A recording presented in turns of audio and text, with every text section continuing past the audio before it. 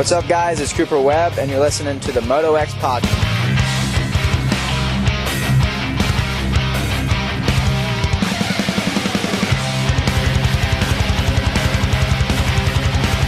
Hey guys, what's up? This is Aaron Plessinger, and you guys are listening to the MotoXpod.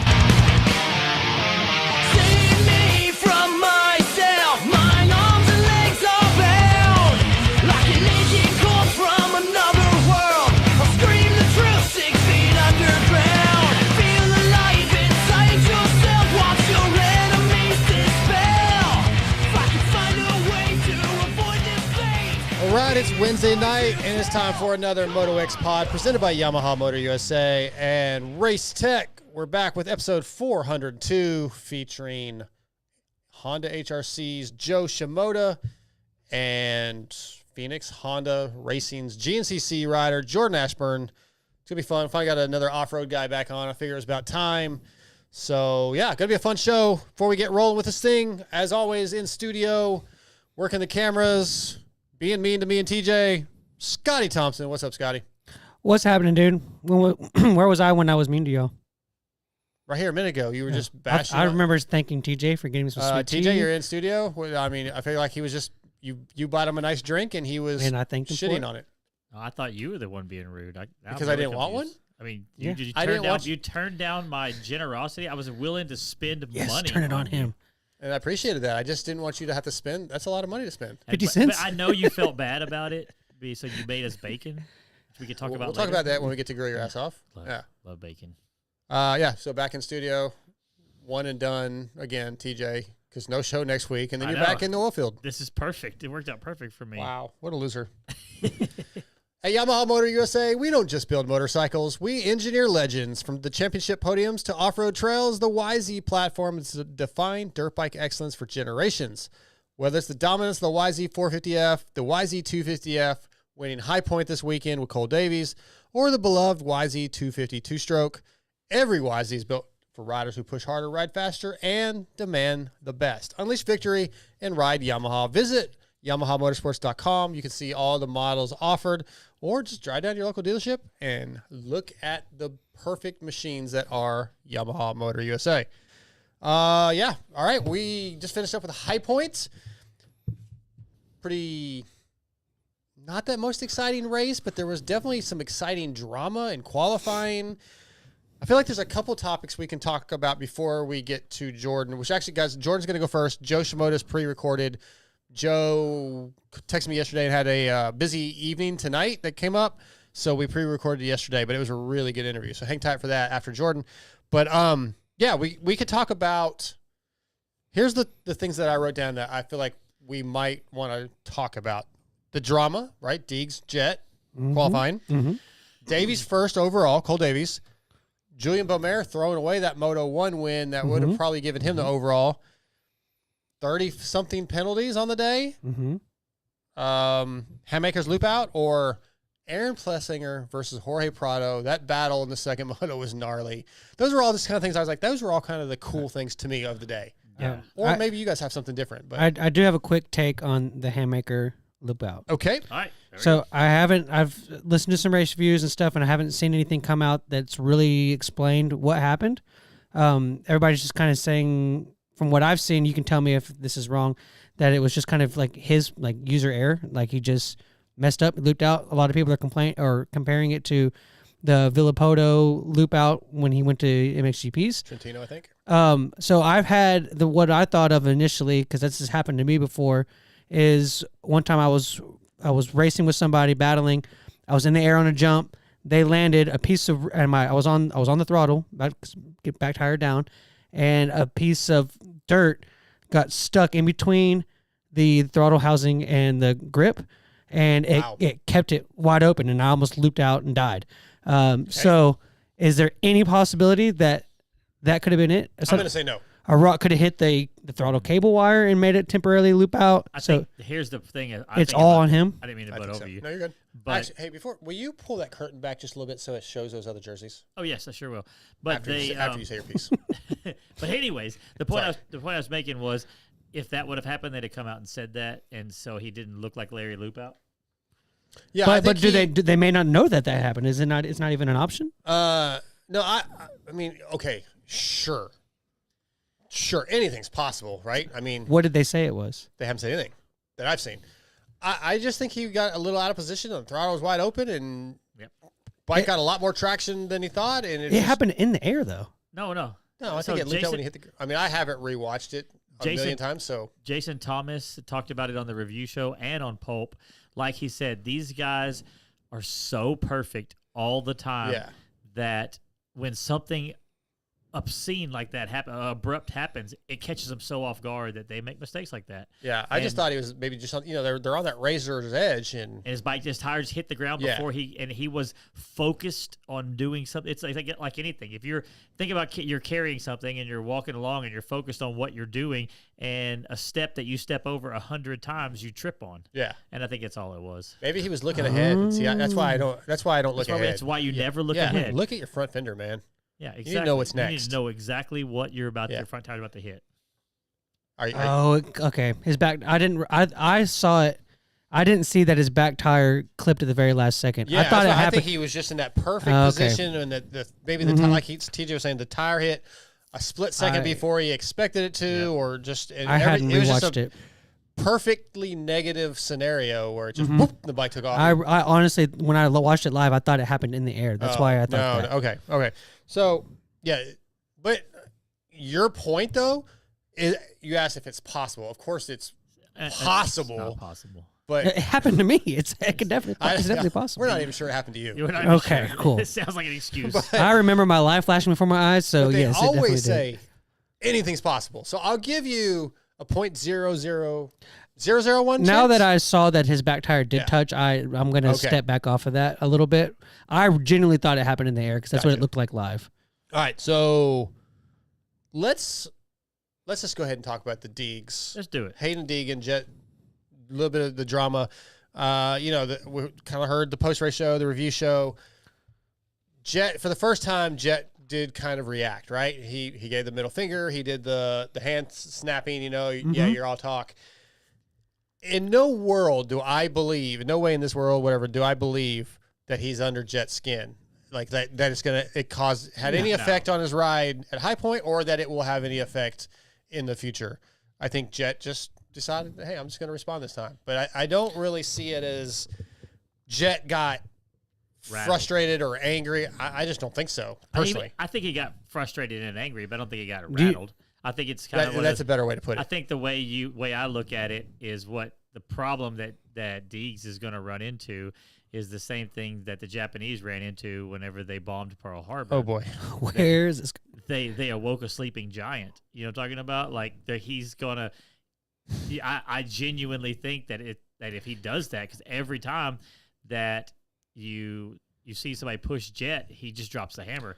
Obviously, he's not 100% right now, and I doubt his brother's ever going to do that to him. As far as getting that pissed off, you know what I'm talking about? And so I genuinely believe that that's not going to be good for Deegs. I would agree with that if he didn't proceed to not go 1-1 for the first time in 2 rounds after that.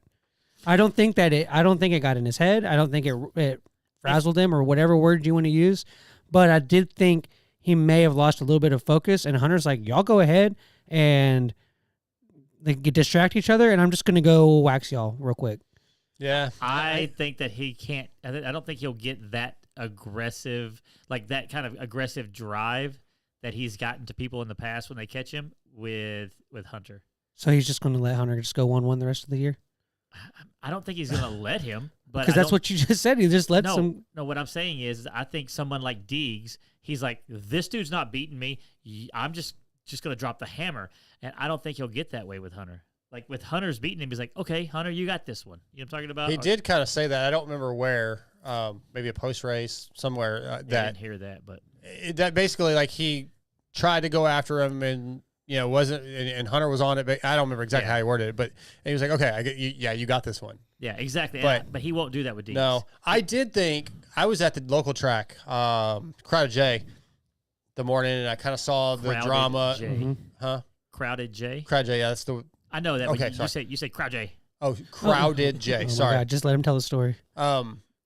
And I did tell the guys out there, I was like, oh, Jet's going to just destroy now. Like he's going to go 1-1. It's going to be like the year, when he went perfect, he's just going to be gone. And he didn't. So I was a little surprised by that. But I don't think it had much. I don't really think it had an effect on the results at High Point. I just think he just didn't have the speed to go after Hunter. Maybe, the starts weren't perfect. And Moto 1 made sense. Like Hunter got a good start, Jet didn't, and he took off. But when Jet started behind Hunter in the second moto, that can't be nothing. That can't be just. Yeah, but I still don't think it was Hayden though. I just don't think it was. No, I'm not saying it was Hayden. Just maybe the foot was bothering him, or he just felt a little off, or who knows. But I don't think it had anything to do with Hayden. So Wayne Brown in our chat said that Jet is nervous and he sees Deeg steadily marching at him. So Wayne probably thinks that JT got him the penalty at Lakewood too. or Wayne is just trying to stir the pot a little bit. Yeah, I don't know. They do. I don't know if he really believes that. If he's trying to stir the pot, then I like Wayne. Yeah. Okay, so weekend off, going back to Redbud. Do we see any more at Redbud? Do we see any reaction from Jet if Hayden is running his mouth or gets in the way or roost? Do we see a response again? I hope so. Yeah, you want the response. I do. I don't know. Do you think we see any of that? I didn't think we would. I bet Darren was kind of like, "Hey, man, all right, got it out of your system. Check that shit next time." Yeah, he's a terrible Maybe dad. not. I don't know if Jet will react or not, but Hayden will definitely now that he got a reaction, he will definitely try even harder. I agree with that. To do more, to get more out of it. I agree with that. The only thing that I thought was kind of interesting from Hayden's thing is like, getting away of someone's fast lap. I mean, that's kind of like a faux pas. You don't really do that. It's not cool. It's not like Deegan would probably been mad if Jet had done that to him. Whatever. He's trying to play mind games. That's his thing. I get it. That's whatever. But the one thing I didn't really like is when, Deegan waited for him after that incident and then started, mouthing off to him. And then Jet did the pap thing. And like, as he was doing it, Hayden was still talking and just rode off. like, bro, like if you're going to sit there and wait for him and argue, go get it. Let's make it official. Go get in his face. Yeah. Like, dude, he's sitting there yapping you and then you continue to yap as you drive off while Jet's still stationary sitting there. Like, I don't know. It wasn't the best look. Did Jet lose that point in the penalty stuff for the flip off, or was it the roosting? Or it was the flip off. It's hand gesture. Flip off. Yep. Like, you're not allowed to do that anymore. It's so dumb. I mean, it's a nationally broadcast show that's trying to promote to children. Like, yeah, you can't have that. Yeah, they don't let them do that anymore.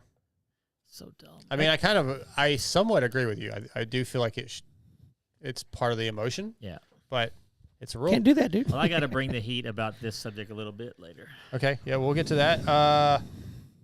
Congratulations to Cole Davies on his first overall. Yeah, it's awesome. Do we see this trend continue? Is he top 1 or 2 guy now?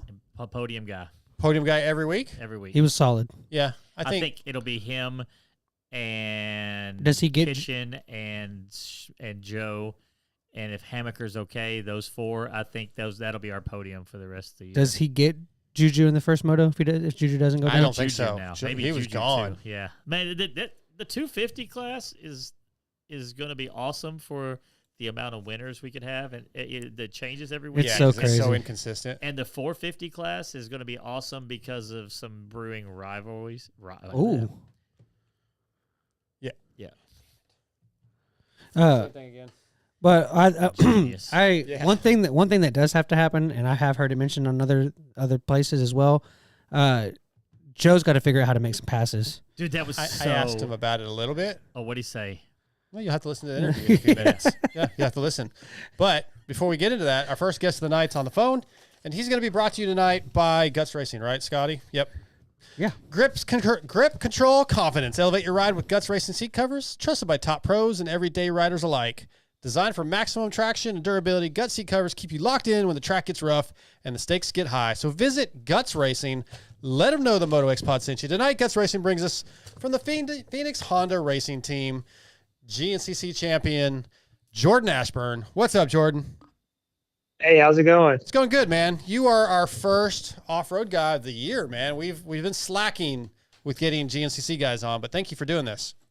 Oh, it's an honor. Thank you. Thanks for inviting me on. Yeah, it's been a little while. I think it's been a couple years probably since we had you on last. But yeah, it's a pleasure to have you. How you liking the new Honda? Because you were on Gas last year, correct? Yes. Yeah. So no, I've been pretty stoked with it. The bike's really awesome. Total different, obviously chassis and handling characteristics coming from the gas, but I've really liked it and got used to it. What was the biggest difficulty to overcome for you, or was there one? Was it pretty great right off the bat? I think just finding that I could run the bike like a little bit more plush than the gas. Okay. Yeah, and that's good. That's good in the woods, right? Like a plush. You guys like it a little softer than the motocross guys and supercross guys. So plush. I like the bike pretty firm, but I want it to stay up in the stroke high. That's kind of the way I like the bike, but I want it to be, pretty plush on top, which is kind of hard to do sometimes, but we've got that. So yeah, those guys at Phoenix seem like a really good group of. I mean, obviously the motocross team and supercross team and then off road. It just seems like a really good group of guys. Yeah, they've been great. I mean, everything just being done there in house is awesome. And if I need anything, just give them a call and say, hey, we need a motor. We got something going on, and then they just always get it right to me. Right on, man. Yeah. All right, let's talk about 2026 a little bit. You were the points leader for a little bit. You had two wins back to back, and then a couple races that weren't so great. And now you're a couple points. Yeah. You're a few points behind Liam Draper currently. But are you pretty happy with where you are in the season? Like, what are some things maybe that you could have done better? But yeah, tell me about your season so far. Yeah, I'm pretty happy. I mean, honestly, getting a win I was so stoked to get my first win this year on the Honda, and then to do it back to back was absolutely incredible. And then we had a good little points gap there, and then I had a little practice crash in between there and kind of just jammed my wrist up, and then one thing led to another, and then had a rough race at the next one back, and then had a rough one at the last one in New York. Had a pretty good crash the first or second lap at that one, and man, yeah, just two bad ones in a row. So it can go any direction. You could be at the highest of the highs, and then you could be taken right back down to the lows. Everybody is so incredibly good right now. Everyone's riding amazing. Like, it's so competitive. Yeah, these last couple seasons, honestly, like the not the ability level, I guess the competition level has really risen in off-road maybe the last 3 years, and it is 3 hours of, like, there's no resting. It's pure full throttle, full heart rate adrenaline, and it's a lot. Yeah, like, I've been in it for a long time. I've seen it, from the beginning. Everybody would sprint out a ways, and then they'd not cruise, but you'd settle into a pace, and then in just the past 6 years, 5-6 years, like it's like it's went to another level, and it's like I think the bikes on every team are getting better, and all the riders are more fit, and everyone can just go faster and harder for longer, and it just raises everyone up to another level. 100%. Yeah, it's very exciting. Along with that evolution of how the racecraft race style has changed, how have you adapted your training regimens, maybe your diet, how you approach a race? How has all that evolved along with this new race style? I think, it kind of just trying to be on for the weekends. We got 13 GNCCs a year. So it's like, and they're spread out. We've had several that are 3 weeks apart this year. And that's hard. It's hard to go 3 weeks and not be racing like, head-to-head NCC racing. So it's challenging, but, as for me being an older guy now here in the sport, it's just trying to stay sharp, really. Just trying to stay sharp and make sure my bike is what I want, and everything stays the same. I want to ask about the training program. You kind of touched on some of it, but did you have to move when you were at Gas? Did you have to relocate, or are you staying in the same area? Same area. Okay, I'm in Tennessee. Okay, so do you have like your own place, or where do you go train? Like I know the KTM guys are training at club, or do you kind of bounce around and find different areas that have different types of terrain while you're training? No, I'm pretty self-centered out here in Tennessee. I got some pretty good places to ride. I mean, most everything here is rocky and technical. I don't have sand tracks or anything like that, but for the winter time, we go down south and we spend a few months in the sand. So Yeah. that obviously gets us ready for the season. And then once we get there, we kind of, roll through the year, and then the races slowly go north and they get to more of that rocky or that more northern style tracks. So And that's what snowshoe is this coming weekend, right? It's pretty rocky and like what you train on. yes, yeah, very much so. So I actually always look forward to this one. It's actually where I got my first XC1 win. Oh, Was at nice. snowshoe. But it's one that, like, I can actually train like a little overboard in the rocks more than I normally need to. So it's like I can go make some really gnarly technical loops and practice on those. And that's what I've been doing the past week, is just focusing on that and getting everything as comfortable as I can in those conditions. And then obviously got to have some fast fire roads. There's a lot of that at snowshoe too. So you got to be comfortable on that too. So Yeah. Did you have something, TJ? No, I was going to let him finish. Oh, okay. I thought you. I do have something, but I was going to let him finish talking. I wasn't going to be so rude like you. Here we go. No, it's all Sorry, good. Jordan. Here we go. Man, I'm It's, sorry. it's brutal in this room, Jordan. Yeah, he thinks he's running the show here, just talks over people, Jordan. Sorry. No, I was. Well, anyway. Yeah. No, I was looking at, kind of looking you up, because I honestly don't follow a lot of the cross-country stuff enough, and I'm learning to about the riders, and I haven't looked into your past, and I started looking to see if you had done any moto, like any of the pro nationals, and I found a Justin Ashburn from your same hometown. he's close. He was from about an hour from me or so. So that's not family. No, it's not family, actually. Oh, okay. Well, I was just curious if you had like an older brother or something like that. Very interesting. No. I when I was a kid, we actually when I was on 50s, I think he was on 60s. Yeah. He was always like a couple of years. I think he's a year or two, couple of years older than me. Okay. Well, But I just saw. no, your I same definitely hometown. knew him. Yeah. Stop interrupting, TJ. Oh, sorry about that. Jeez. Well, Jordan, yeah, I don't know if the last time we had you on, if we asked you about your moto background, if do you do much moto? I mean, we've seen like Dante out there doing some nationals, I think, and Caleb in the past has done them. Do you race? As far as racing, no. But I mean, I would say before I rode off road as a kid, I rode moto like till I was, young. In my younger days, that's where I actually started. Not racing really that much, but just more local tracks. My dad was always taking me to places, and I would go ride we'd ride like flat tracks and like fairgrounds and fairground motocrosses and stuff like that. Okay, that makes sense. Yeah. So, But I ride quite a bit now. I mean, obviously we got some local tracks here, and but I mean, I don't do any racing. So no pro nationals in your future. No, they've no. I don't blame Me you either. Yeah. Well, Jordan. So we have the cross country guys on every now and then. I respect what y'all do in the woods so much. It's crazy to see what y'all do. I wish it had more spotlight. We've talked about that with other GNCC riders.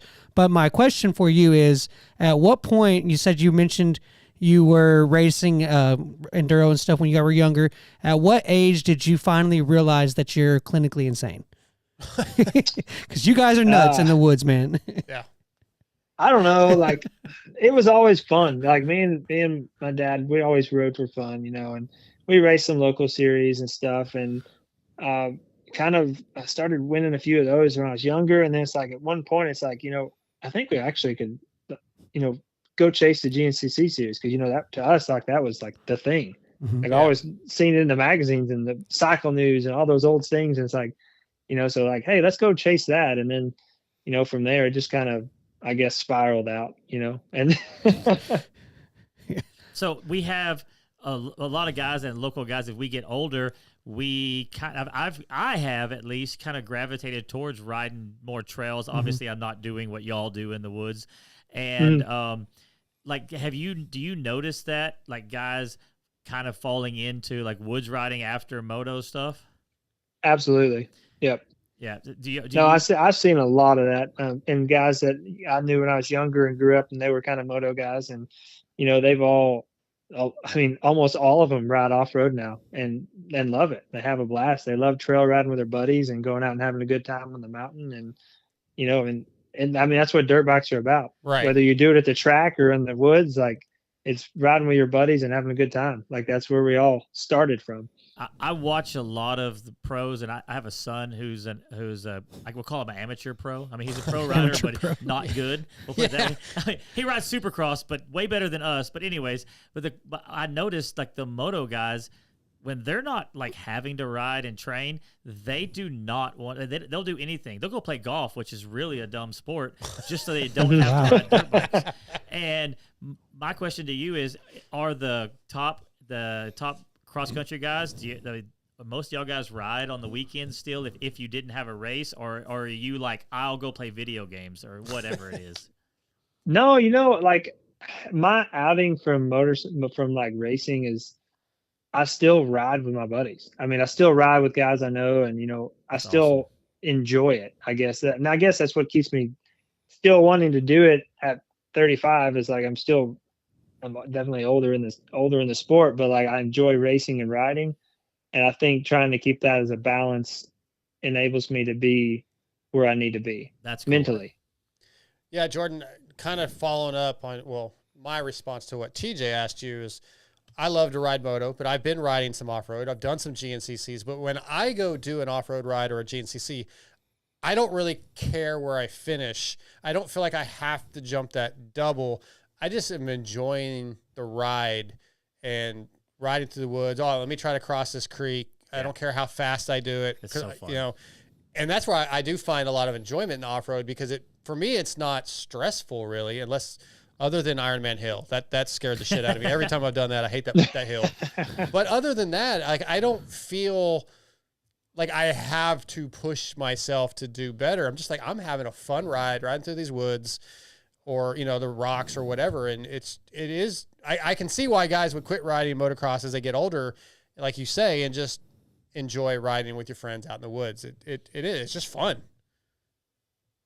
Yeah, it's a good time. I like to go out. Obviously, like I like to go out and challenge myself and like, hey, let's see if I can get my motorcycle to the top of this hill or this mountain or whatever, this creek, whatever, ravine, and it's just. I don't know. It's a good time. And riding dirt bikes is it's freedom. It's That's freedom true. on wheels. Yeah, absolutely. So when you do ride with your buddies in like a non-competitive format, is it hard to kind of like shut the brain off and not try to just bounce off of trees and like take slow. out the spectators and like stuff like that y'all have to do when y'all are competing, or is it easy to kind of just relax? I think it's the opposite. I think I'm like the opposite 90% of the time, really? Until I go to a GNCC. And then it's like I can flip the switch and go, like, it's time. Like when I go to the race and line up, like it's race time. That's like cool. The rest of the time, it's like you focus, you do your thing, you get through the week, you try to be the best you can, but then where you really got to be the best is at the track. Yeah. The rest of it doesn't matter. Nothing else that matters. Jordan Ashburn tonight, brought to you by Guts Racing. Let me ask you about the win at Old Gray. Stu Baylor finished less than a second behind you, and from my understanding, you guys were pretty much that close almost the entire 3 hours. How do you not almost lose focus or like, I got to take a breath at some point? And then, that's a very intense battle for 3 hours with a guy like Stu all over you. And then to cross the finish line first. Just, take me through that race in particular. Yeah, that race was gnarly.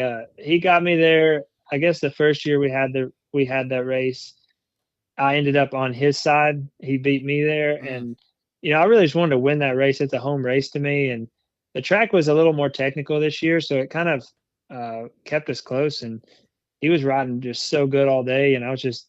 He'd get away a little, I'd come back, and it was just back and forth all day. And I mean, pretty well had eyes on each other.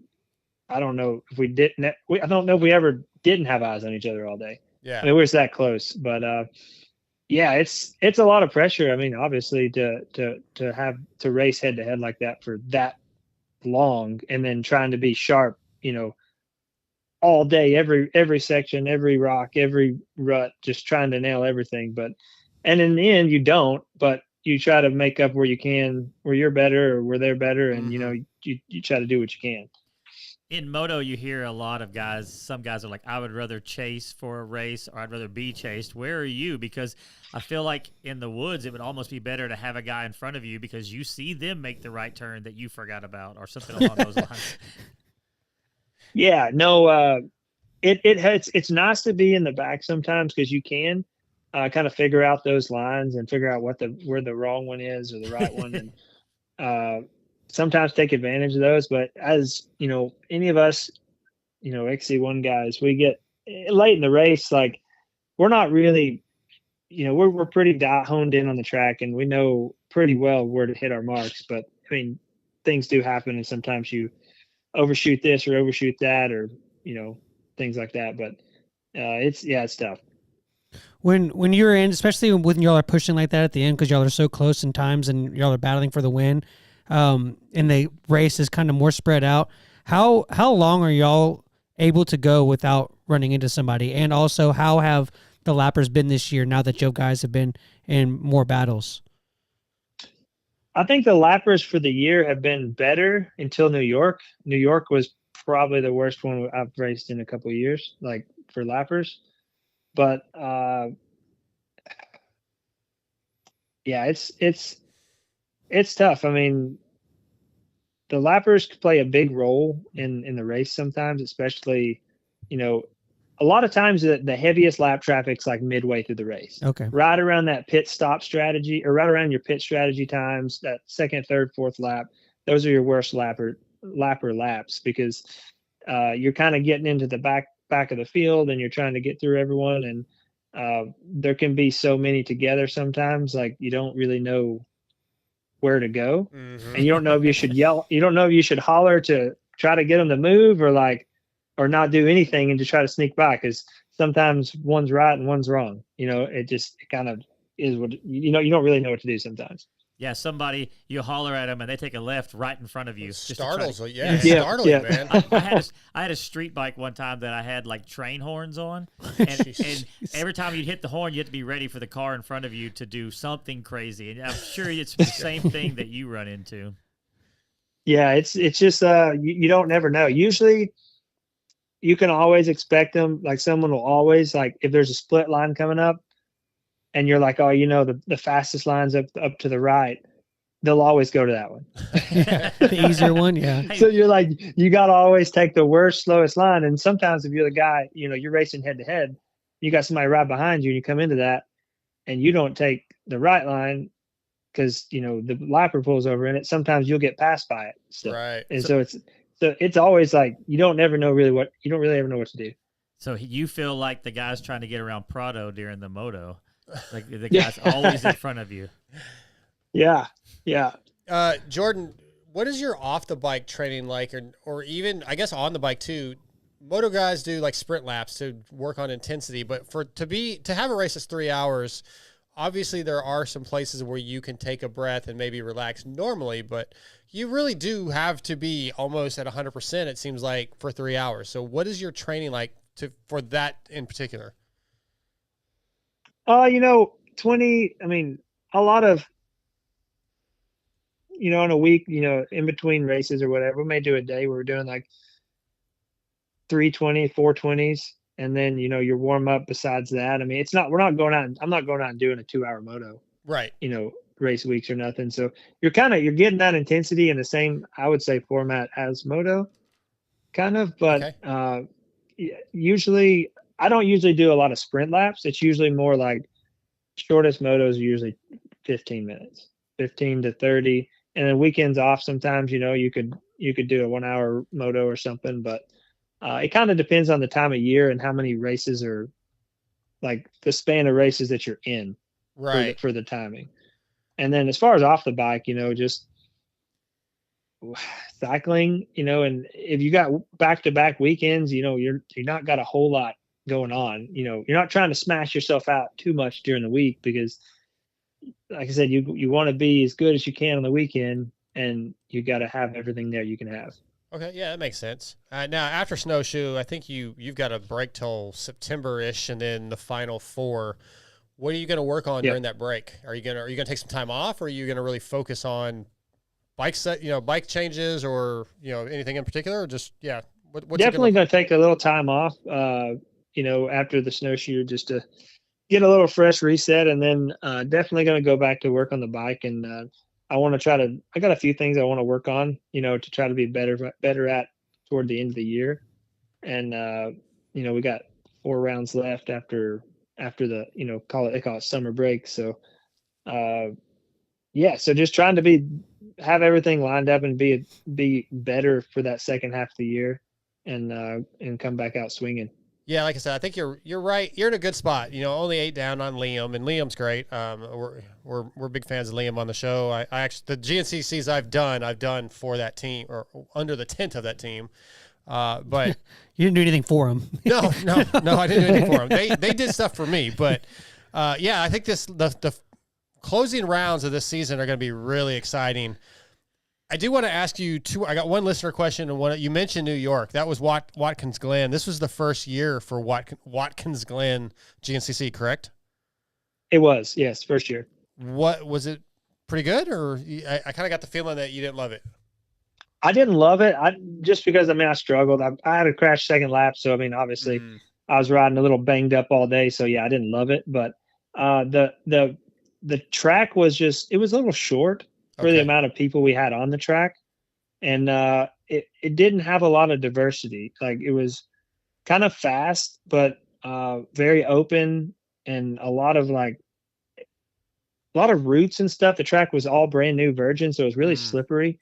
And setup was really important. And I went down that second lap and took a banger pretty good. And I was like, man, this is going to be a long day. Gotcha. And then trying to fight through everybody, and I think at the end of the day, everybody was like, what, 10 seconds or so, like for the top 6 or 7 or 8. Okay. Like, it was super close. I think it was top 5 or 6 was so super right on top of each other.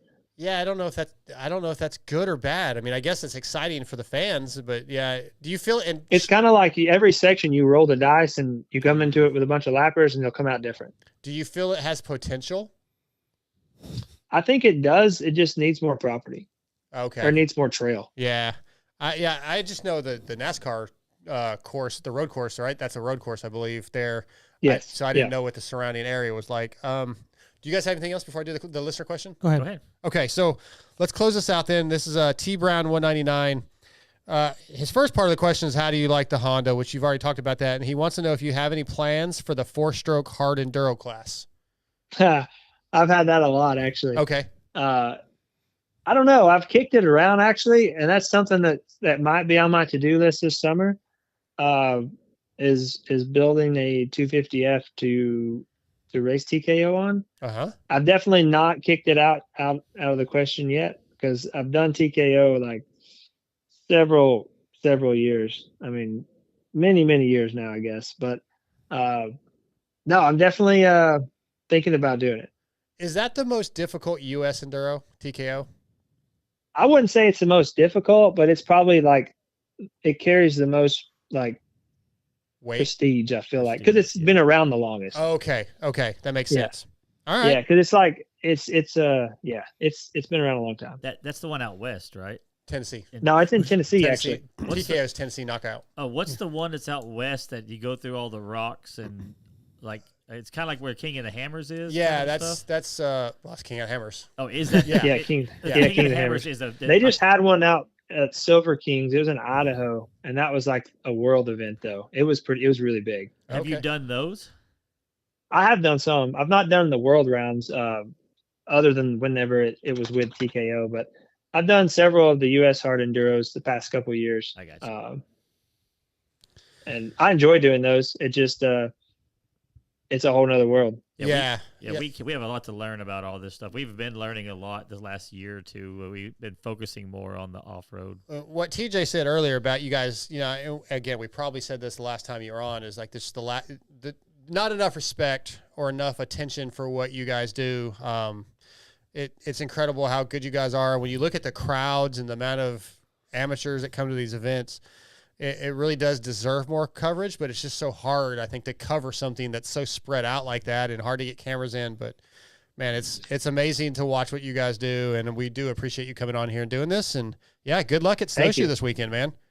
Hey, I appreciate it. Thank you. We're going to go give it a run. Yeah, I'm going to text Liam in a minute and tell him that Jordan's coming to kick your ass. So, hey, me and him have had some really good races together. So yeah, all respect for him. He's a good dude, man. I mean, honestly, I say this about motocross too, but everybody I've met in GNCC just welcomes you in. Yeah, no, it's good racing. Everybody's friendly, man. Everybody races each other clean. It's not a lot of mess. So. No, it doesn't seem to be, man. But yeah, this has been a lot of fun for us, Jordan. Thank you so much, and yeah, good luck this weekend. Hey, thanks, guys. Appreciate it. All right, have a good night. See ya. All right, see you. That's Jordan Ashburn, brought to you by Guts Racing. I really do want to do Ironman again. I got to see if Yamaha. I think Mathis kind of mentioned maybe doing Ironman this year. So I'm hoping that, like, if he does it, that I can get Ulrich to get me a bike, and then I might have to fly myself there. But I know Randy would get me a bike. He said he would. Which round? It's the next to last one, Ironman. So, Ironman. Yeah. That's in Tennessee? It's an Ironman. Ironman. Indiana. Oh, Indiana. Bro, are you okay? I'm sorry. I don't know what I was thinking. Isn't there a round in Tennessee, though, that they have? I'm sure they do. I don't have the schedule for it. Yeah. Yeah, I'm sure there is in Tennessee. But Ironman, the motor, it's at the motocross venue. I was thinking, my brain wasn't. The Tennessee knockouts in the West Coast and the Ironmans in Tennessee. TKO, I didn't know it was Tennessee I know that. knockouts. Yeah. But yeah. I don't know this stuff. I know, man. It's all good. I saw this clip. I saw this clip. A clip a couple months ago. It was like a helmet cam, and I never saw any other footage of the race or anything, and I haven't seen anything since. But they were like in the dunes. It was basically like a waypoint race, but like canopies and banners were like lined up all the way around it, and they were like fifth gear wide open in the dunes and just like floating over stuff. And like, I don't know what that race was or what it's called, but that looked cool. Looked like it was going to be a bike build every moto, but it looked cool. Sounds like Baja. I don't know what I know that I've seen like hard enduro stuff where they're in the desert and they're going up stuff, but this was just wide open in the dunes. Or Dakar. And there was like canopies just lined up around, like it was miles of canopies and stuff. Wow. Yeah, it was cool. I'm not sure. It's hard to say what I don't know. All that stuff looks pretty cool. Just want to remind everybody, if you listened last week or if you're new to the show, Race Tech seminars are now open for sign up. Yep. So the suspension seminars start November 7th through the 13th, and the engine seminars are November 14th through the 15th. So you can visit racetech.com/seminars, get signed up. If you're interested in learning how to rebuild suspension, they'll teach you everything you need to know. Whether maybe you already have a shop, maybe you already do it, but you want to learn some new tricks, learn some from the best. Race Tech will teach you all they know, and same with the engine stuff. Race Tech does a lot of engine builds and has a lot of engine parts that you don't even know they're doing because it's all behind the scenes. But they will teach you all they need to know about building engines. Also, again, November 7th through the 15th, racetech.com/seminars. We're going to try to get TJ to the engine build one. So nice. Let's do X brand emails. We'll do Grill Your Ass Off, and then we'll play the pre-recorded Joe Shimoda interview. Before you go into the X brand emails, I just saw something on the chat that reminded me that y'all get a kick out of this. Alrighty. So just like it does every week, there's something about coupons comes up in the chat because of the coupon gate and all that stuff. Oh yeah. So I forgot about this, but like at work the other day, I was talking to one of my other managers, and he had talked to somebody. I can't remember how he found out, but apparently one of the churches of all things had some of our pink free cone coupons, and we're just Xeroxing them and making more copies of them. That's and just handing them out to people. That's amazing. You're laughing, and I'm like, yeah, that's what I feel like you did. It's not what I did, but it's funny. Y'all Are you telling me that the ones that you handed out did not come from a copier? No, they came from the Dairy Queen come website. from a copier, but Dairy Queen corporate just they came. Sally at Dairy Queen corporate was like, you know what? It came in. I'm gonna photocopy. I'm gonna print this on my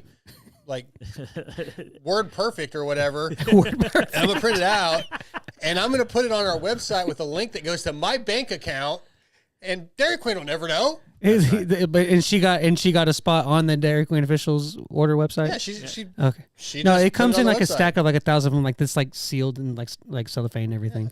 Sure. Sally's husband does that at home. It's got. I still think he's doing it himself. I actually do too. I'm Genuinely think not. he is. But I thought y'all would get a kick out of That it. is funny. The church was That's doing perfect. it and just passing them out. All right, X Brand emails. See clear and ride fearless. With X Brand goggles, vision is your I really have a hard time with that. Vision is your advantage. Engineered for clarity, comfort, and durability, X Brand goggles keep your focus sharp through roost, rain, and ruts. Trusted by champions, built for every rider. Crystal clear optics and all-day comfort. xbrand.com. That's EKSbrand.com. Got some new stuff coming. I'm getting some zip-offs and more tear-offs and lenses for Loretta's, getting everything together. So that shipment went out today for me.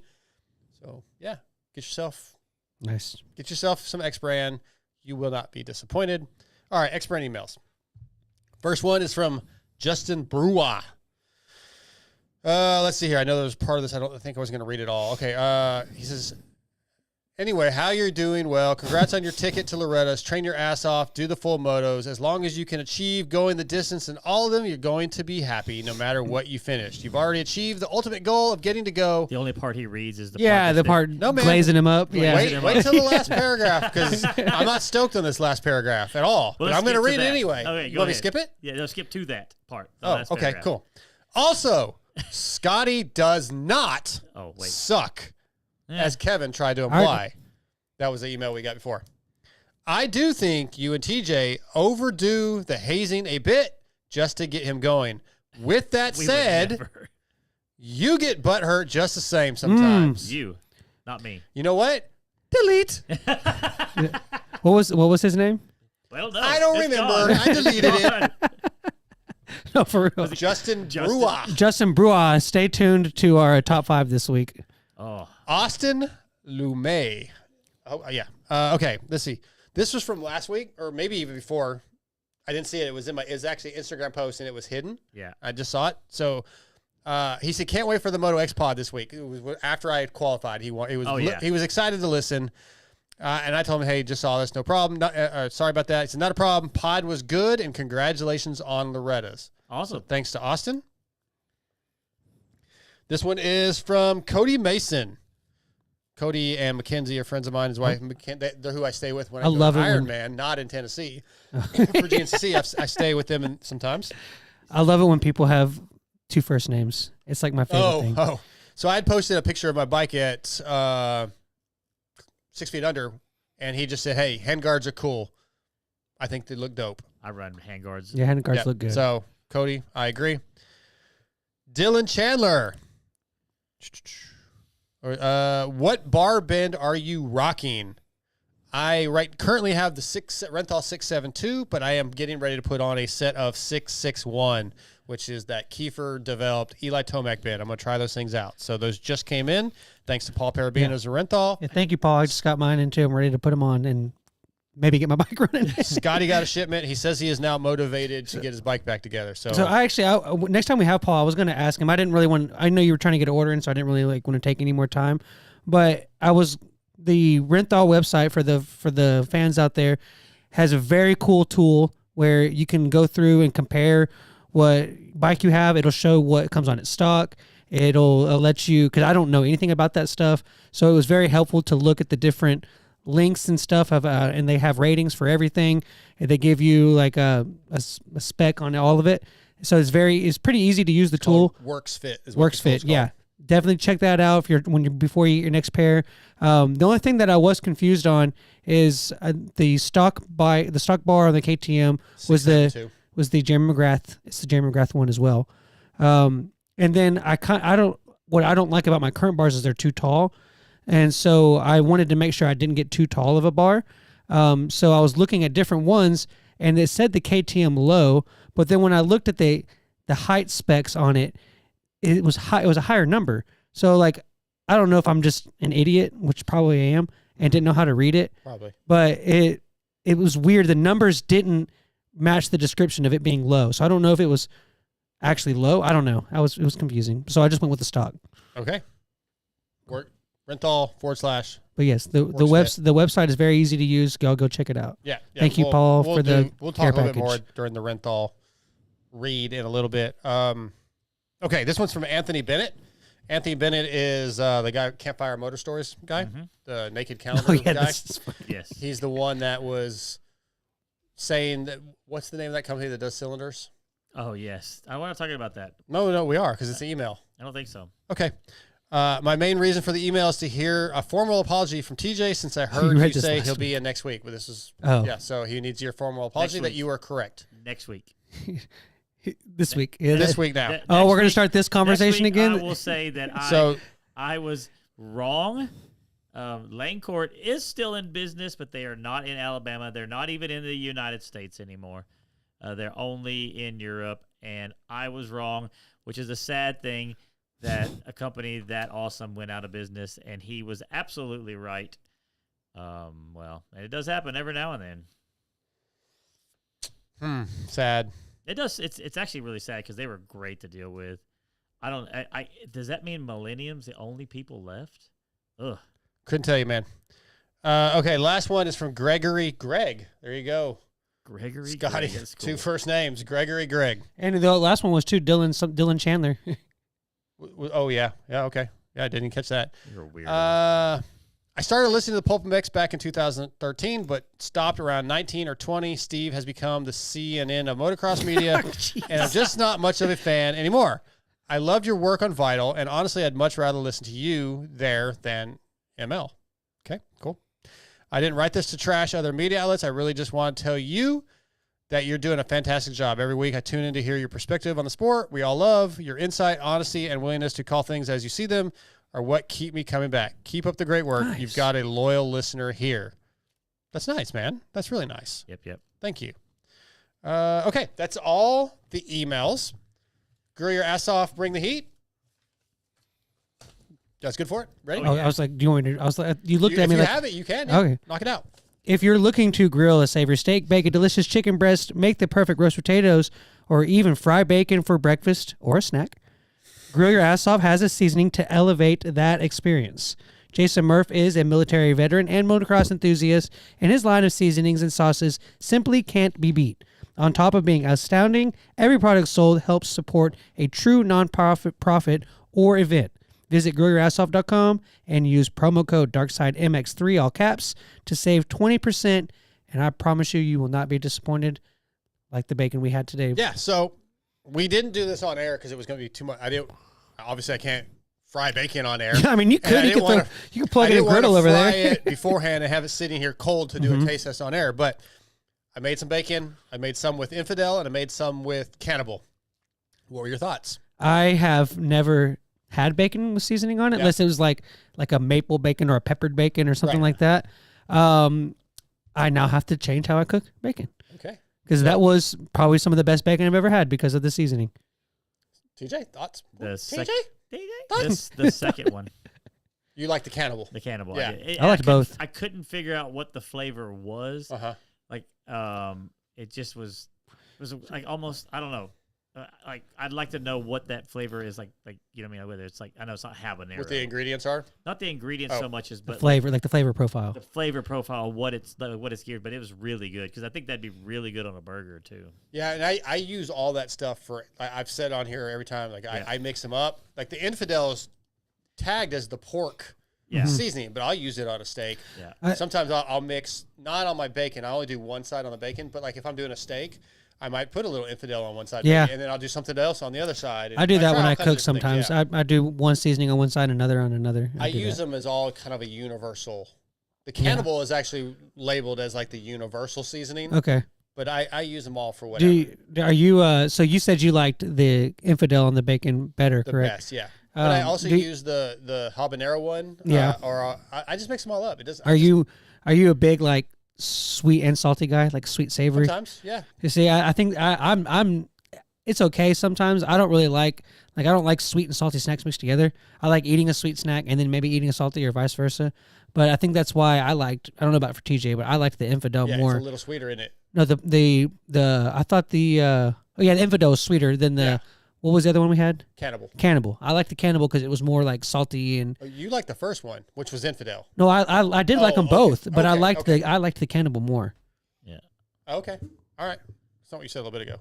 I never said which one I liked. Oh, I thought more. you did. All right. No, I said I liked both of them. All right. Well, yeah, it's really good stuff. So please, yeah, use that promo code. Save you some money.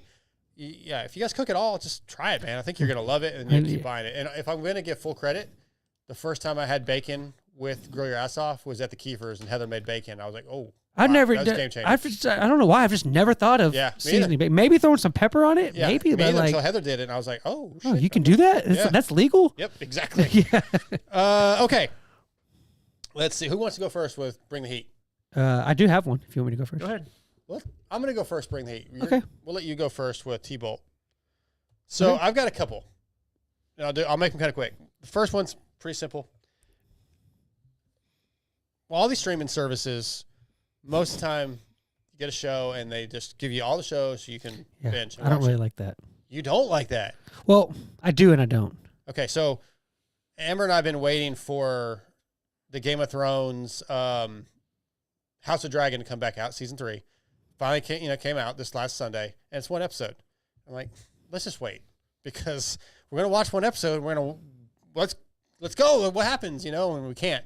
It's annoying. Like, I feel like if you put them all out at once, you can choose to watch them one at a time, one a week if you feel like, or you can just watch them all. Why are you forcing me to wait? I don't want to wait. You know I'm impatient. Give me all my shit now.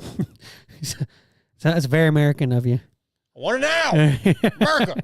Give me now. Okay. Do you want to respond before I give my other one? Oh yeah. So I guess I don't know. I don't like that I run out of episodes really fast. I do like that you give them all at once. But so like the last one I watched when the new King of the Hill reboot came out a couple months ago, and we watched them all within like 3 days, and then now I don't have any more King of the Hills to watch. So like I didn't like it that I ran out of them really fast. But I do. Yeah, I guess you can watch them again, but it's not the same. But I also don't like waiting either. So I guess I'm just screwed. If they only gave you one, then you don't have any more to watch either for like a whole week. Yeah, that's true. But I guess it gives you That's something to just look how they forward to. keep But you on that subscription. I'm not going anywhere, guys. There's always stuff to watch, so I'm not going anywhere. yeah, Like, it would be nice if you could, like, I'll pay for the whole year up front. You just give me the episodes all now. Yeah. Honestly, like them spread them out almost makes me like, well, I'll cancel for 6 months and then I'll come back and they'll all be there and I'll watch them. That's what I do. Yeah, it's kind of like it almost to And me if would you work have against. multiple emails, you can get like the free 2 months and then Yeah. cancel it and just Yeah. watch the show. Yeah. Ask me how I know. I've done that a few times. Like I've done Apple TV.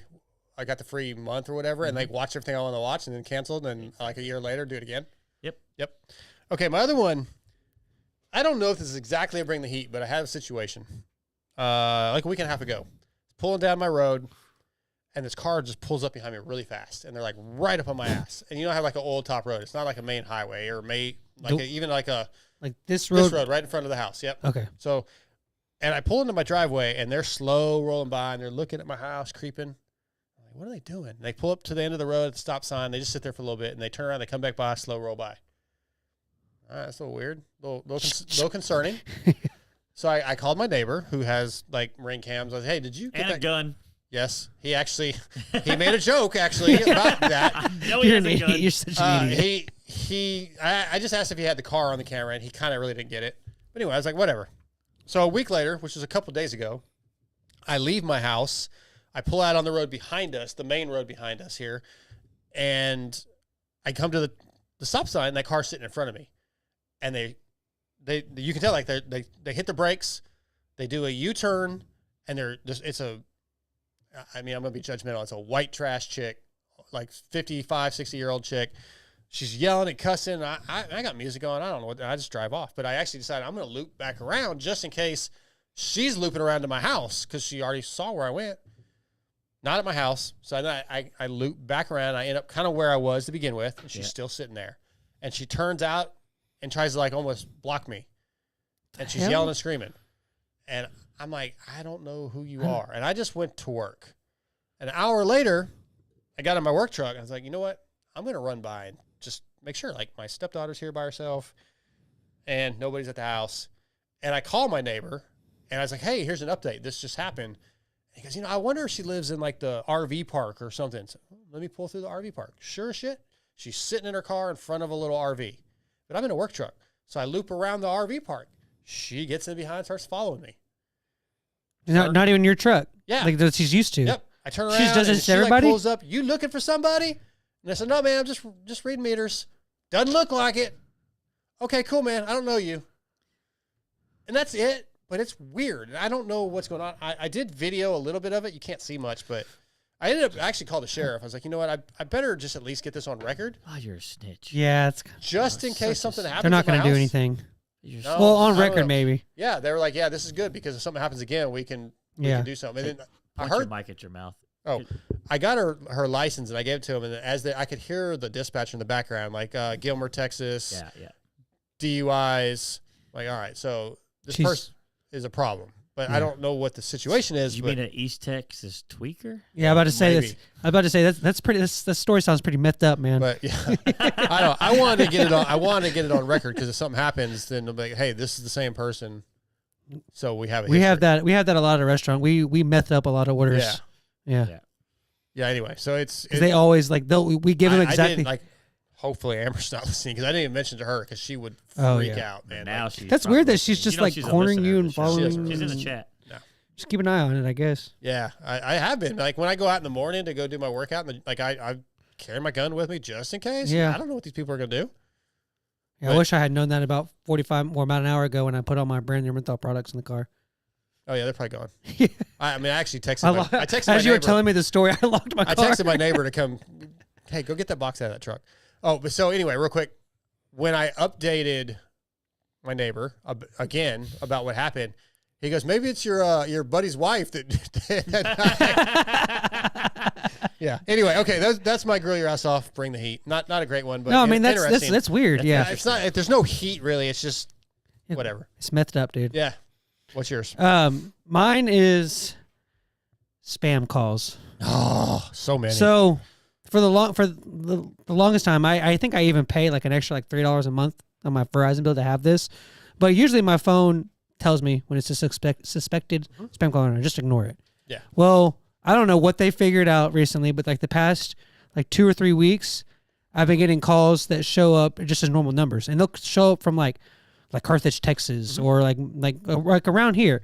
And I have several employees. I don't have all their numbers saved, so sometimes when I get a random number, I'm like, it could be one of the kids trying to call me. They tell me that they're not coming in or whatever it is. So I try to answer most of them because I never know when it's going to be one of them. Pops up as 903 and all that stuff.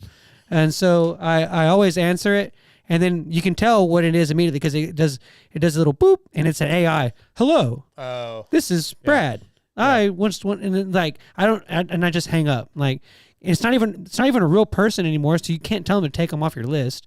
So it's like what I don't get, I guess, is the real heat of it is how is this working? Like, are there's people that are listening to this whole thing and like, yep, sign me up. Right. Like if is it working that much that it's worth doing 500? Because if they're doing it to me 10 times a day, I mean, that means there's Working. how is this? Who are these people that are just letting the AI just talking to Brad and just letting this work out? Like how is this a thing? Yeah, I don't get it. I agree. I get tons of them. Thankfully, I have an iPhone. It always says spam. No, mine does too. But these new ones don't. Yeah. I haven't had any that don't. They always. But you want to say something, TJ? Oh no, we have Alan Dubes. Alien dupes? Alien Dubes. I say Alan. Yes, anyways, ALIEN. Sounds like Alan, right? Alien. Yeah. Alien Dubes or whatever said. His dupes take you to space, bro. It's like, get it?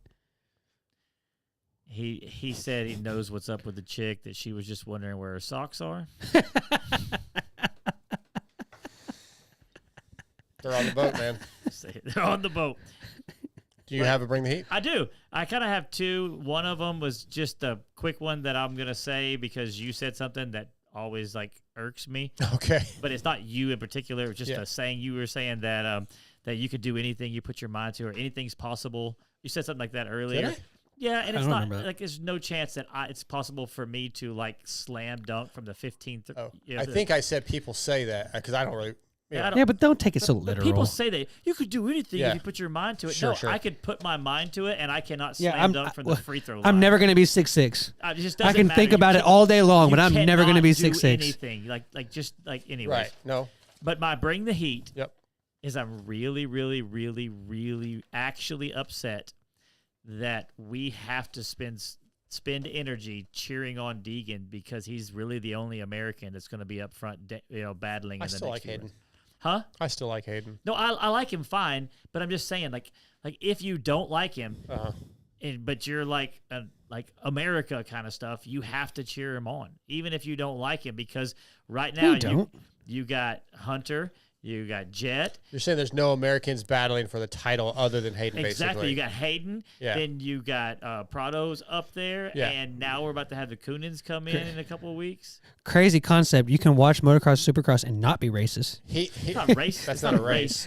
So Or be- crazy. They're all white. Or be biased they're to pretty much all American. white. They're pretty much all white. Actually, I really am rooting for Mookie too. Racist. Yeah, wow.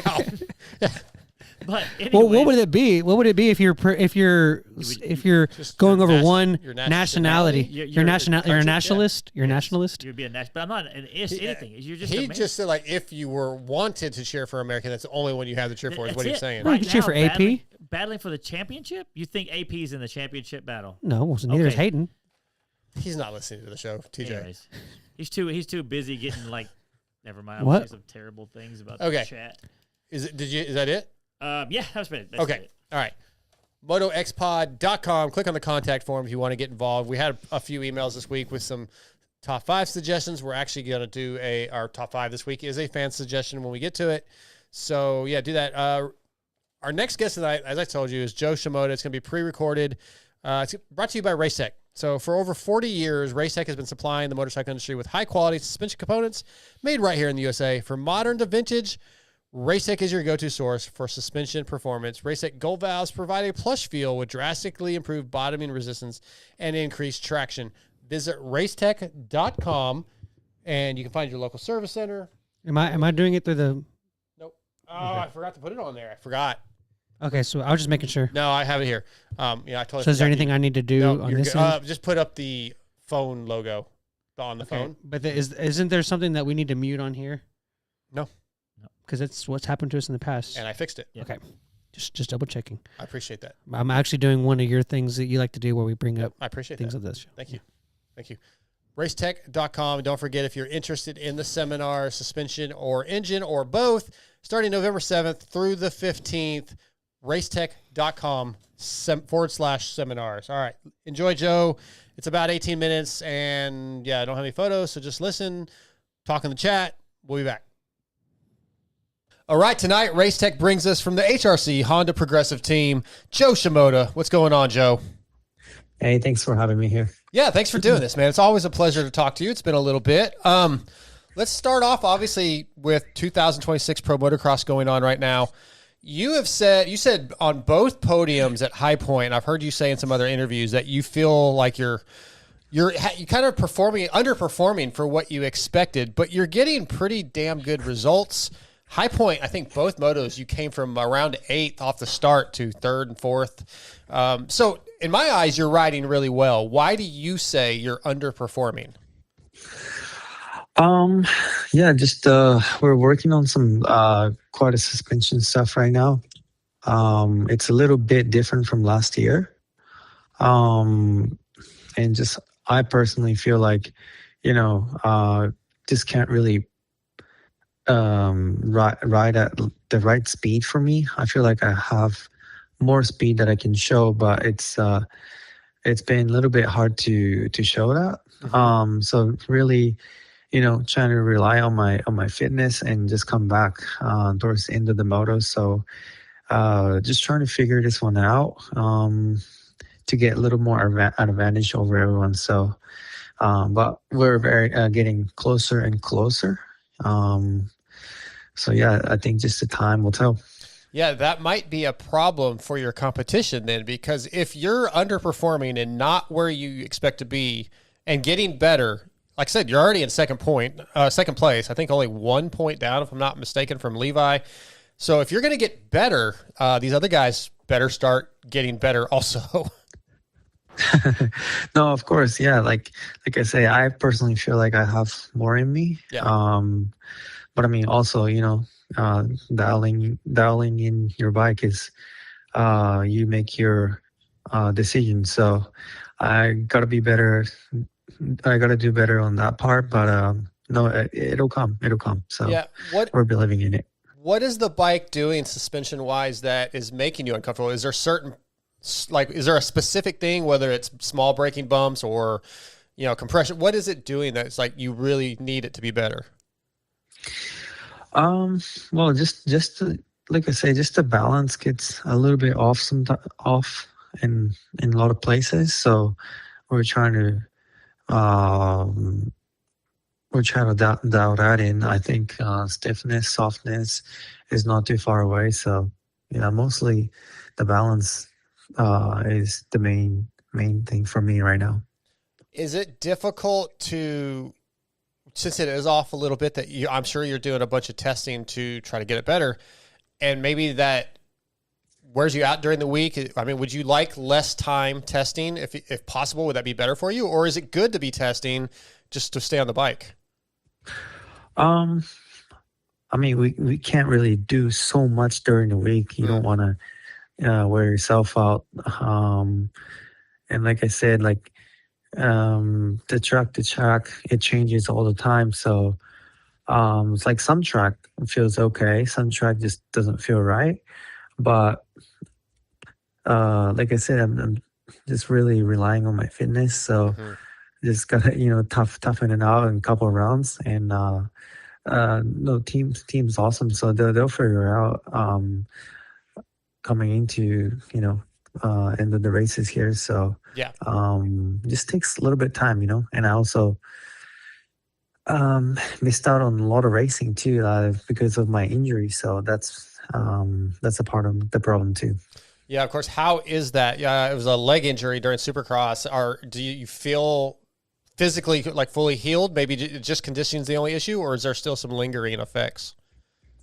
Body wise, no, I'm all healthy right now. Good. Yeah, and that's important. So. It's very difficult to stay healthy in this sport. We know that, and it is a long season. Is this break that we're going to have this weekend much of a break, or will you really continue to just ride and try to get some testing in since there is a weekend off? No, just kind of, take, we're still early in the season, so ride a little bit more, do some more motos. And yeah, just try to improve myself too. We got to improve my starts too. So just a lot of things. We always have to continue to do work and hopefully better outcomes for everybody. Yeah, it's kind of interesting. You've said a few times in different interviews, post race stuff, that the starts are the thing that you need to work on, and we can see that. And in the past, Honda's been so good. Like Steve Mathis always kind of jokes about the button that Lars may have for helping you guys get such great starts. But it kind of seems like the other teams, the pro circuits, have really stepped up in that game. So, what things are you doing to improve that? Are you working specifically on technique, mapping, a little bit of both? No, start, I just need to technique wise, I can do a lot better. And it takes and confidence too, and also the muscle memory. Just doing it over and over. Jet and Hunter has been nailing the starts. I mean, since they move up to 450, it's always 1-2, 1-2. So just watch them and learn. Rewatch the race and learn about myself. And like I said, start, to be honest, just the muscle memory. Yeah, does a lot to me. Yeah, it's difficult. I mean, I cannot relate, or I can't compare my riding to your riding, but I'm 50 years old. I've been riding most of my life, and my starts, at my regional, my Loretta regional, they were so bad. And Andrew Short was out there, and these guys were making fun of me. I'm like, look, man, I've done this way my whole life. It's very difficult to now change what I've done my whole life. And I would think the same for you. You've been racing your entire life, week in, week out, and then to go change these little pieces of technique, it's not easy. It's just because you, like you say, muscle memory. You've done it the same forever. To change it is very hard. Yeah. No, like I said, I'm not trying to change too much here. Mhm. Like I mean, even in Supercross, and I mean, last year my starts were honestly not bad. Yeah. It's getting better and better. Yeah, like this year, I haven't been pulling crazy good starts for outdoors. Supercross, I was pretty decent, but for outdoors, I think I can do a lot better. You know, just being completely wide open after the gate, like stuff like that. So Yeah, and so okay, we've talked about the things you need to work on this season. Coming into the season, to the outdoor season, I don't think you had a lot of expectations. You weren't telling us like, "Hey, I want to win the title" or whatever. You knew you had to build. At this point, 4 rounds in, second place in points. When do you start thinking about a title? well, I don't think you can ask anyone, but I don't think anyone's really thinking about the title till the day you can get a title, to be honest. Okay, all right. Because the reason I say that, it just like every single round it could flip upside down. Well, I don't know. Me personally, I never, like, even the SMX stuff last year, like second round in, I didn't really care about the points. Honestly, till like the last moto, like even at the Vegas, like I felt really good at first moto, you know, just nailed start, led lap, win. And then, yeah, of course, you get a little bit nervous, but we don't really care about the points. Just the 4 rounds in, you know what I mean? Yeah, man, I'm not wired that way. I start thinking about stuff like that right away, and that's probably to a detriment. It's not healthy. I mentioned my regional. I've never qualified for Loretta's, Joe, until this year. So I knew I was really close a couple weeks ago at my regional, and all I had to do is basically ride decent in my last moto. And I was so nervous because I let it get in my head. So I guess that's probably why you don't start thinking about it now, because if you do, it really just kind of mentally screws you up. Yeah, well, and you also have a lot of other things to think about too, that you're riding track. Yeah. I mean, me personally, there's no time for me to think about the point situation while I'm riding. So, yeah.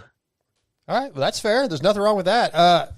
Let's talk about, as media, we analyze what you guys are doing, and racecraft comes up a bit with you, and you know, maybe a lack of aggression sometimes. I think you and I have even talked about this on the show in the past, but it was a struggle for you to get by Caden Dudney and Menier this weekend. Do you feel like that's something that you need to be more aggressive and pick, maybe your racecraft needs a little work, or do you feel like you were just kind of biding your time?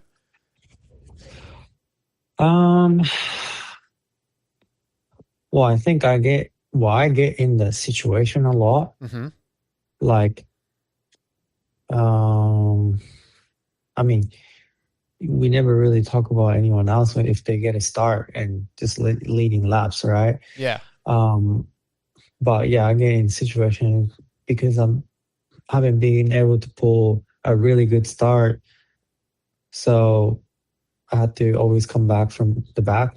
And honestly, like, yeah, I can be, you know, I mean, I can be a little bit more aggressive. Yeah, that's one thing. But also, like I said, I personally feel like my pace isn't quite there.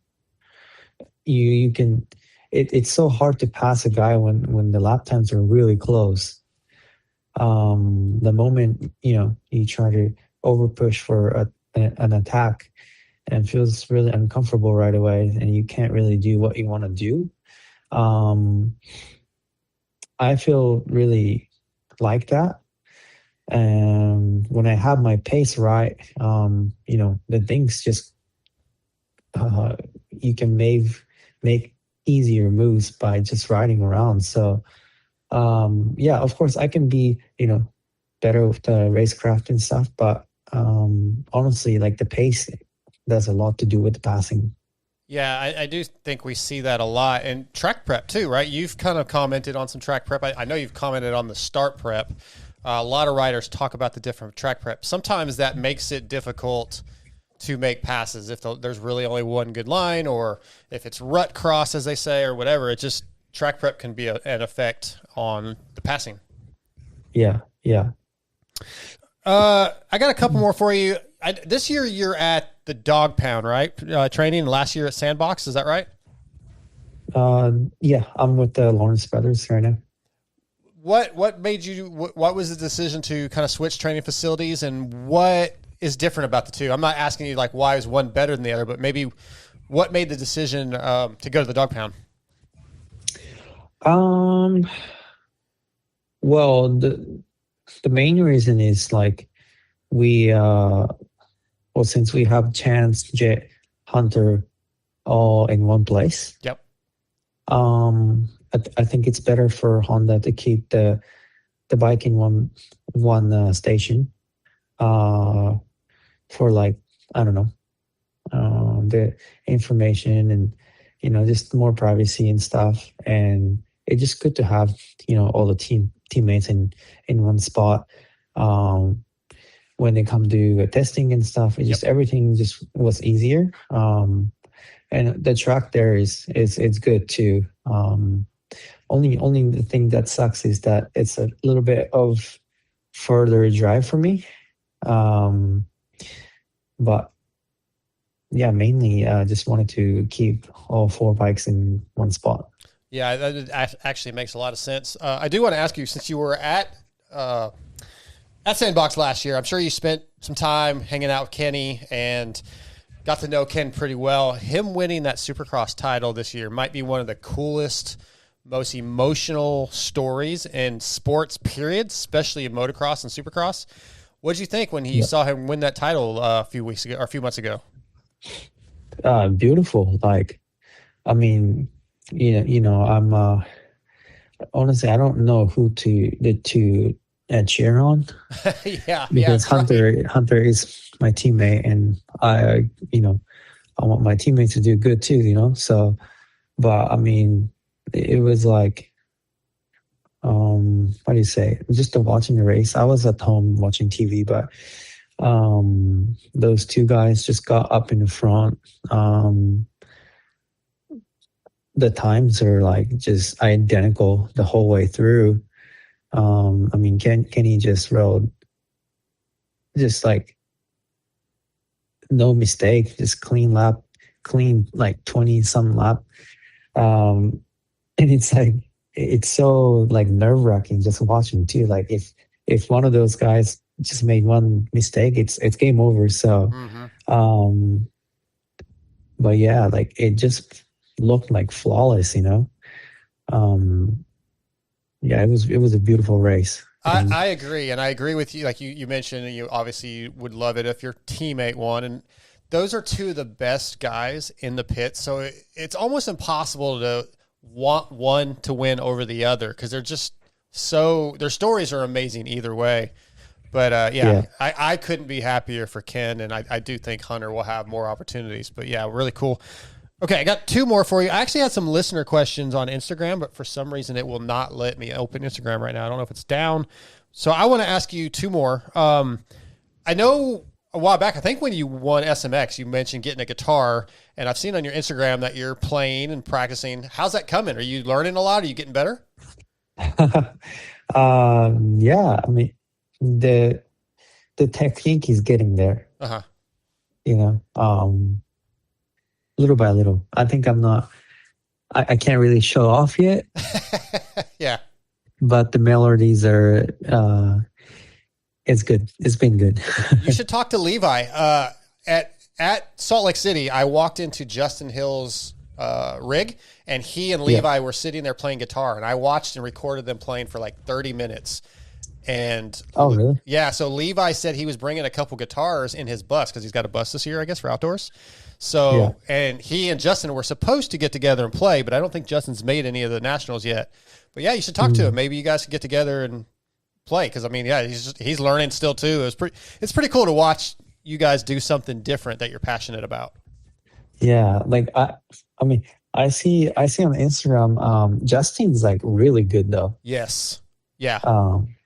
Yeah, it'll be cool to see him play. Maybe for like, I don't know, open ceremony and stuff. How cool that would be. Yeah.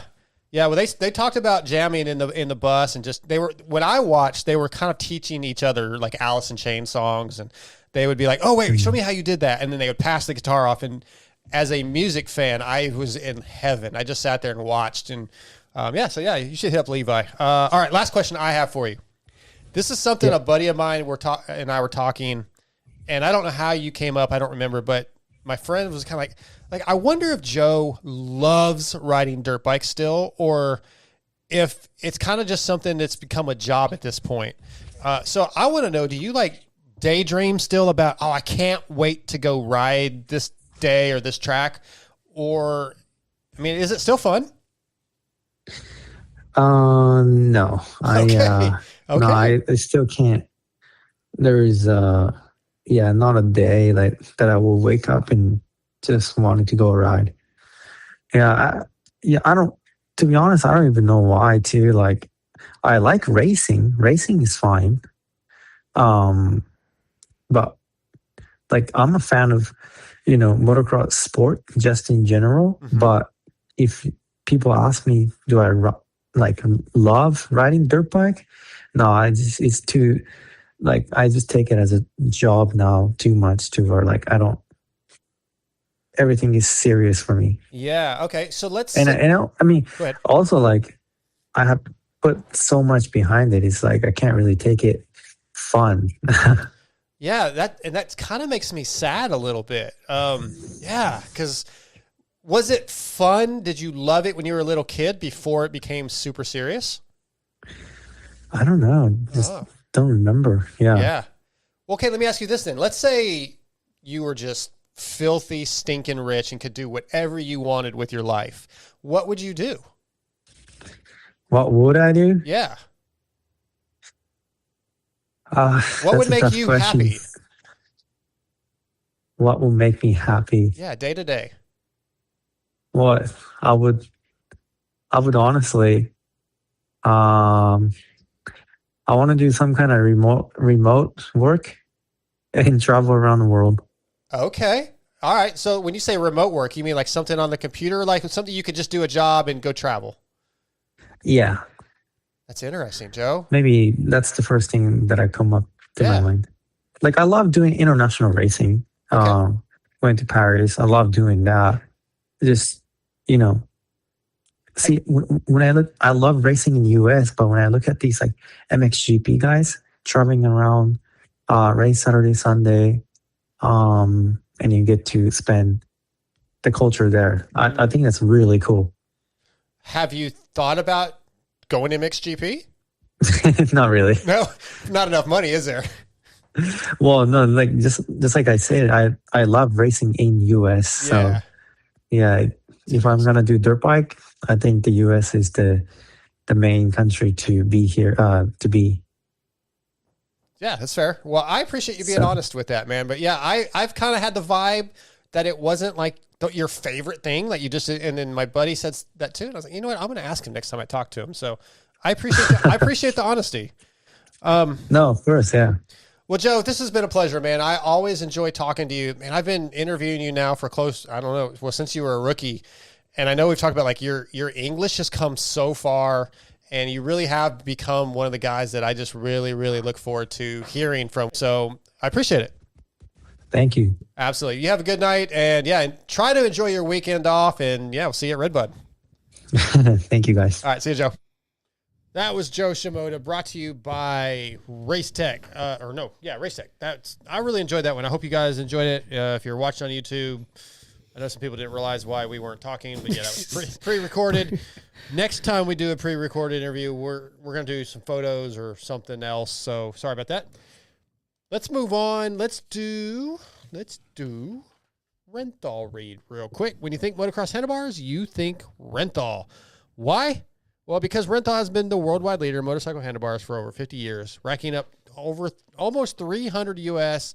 and close to 300 world titles. They are crushing it, best in the business. You can visit renthal.com, and if you order anything over $99 and over, you can get free shipping through their new direct-to-consumer shopping experience at renthal.com. The 661 bars are in stock. As I said, I just got 2 sets. If you're not a fat bar kind of guy, you like the twin wall, the 995 is the 661 equivalent. Again, developed by Chris Kiefer, ran by Eli Tomac. Check them out. They also have some casual wear, tons of lock-on grips, waffle, half waffle, full diamond, half waffle tapered. You like the tapered bar grips there, Bro, TJ? they're the best grips ever made.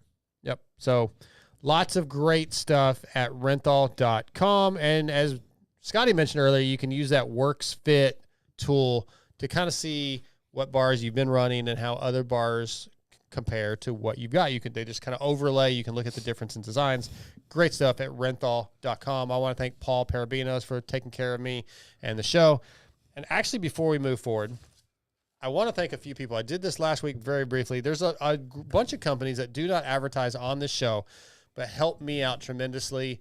They're helping me out with Loretta stuff. So I want to give a quick shout out to Works Connection, XPR, FCP, Jeff over at Alpine Star Boots, 60 Helmets, Decal Works, Engine Ice, Astro's knee braces, and of course WUSA.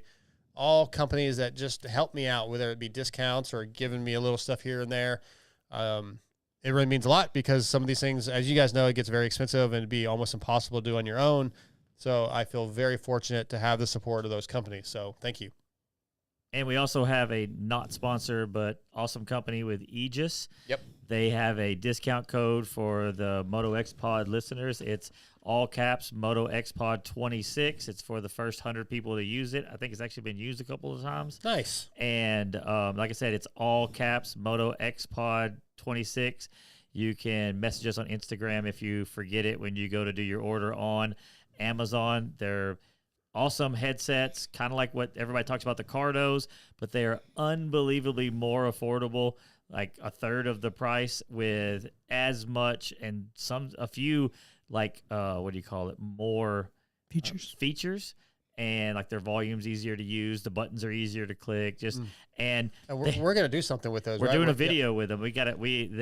I have spent my actual money, which means a lot. I'm telling you, because I'm pretty cheap. And I love these products, and I hope y'all do too. Like I said, make sure you go check them out on YouTube. I mean, not YouTube, on Amazon is where you get them. It's EJEAS, and the X10 Phantom is what I'm running now.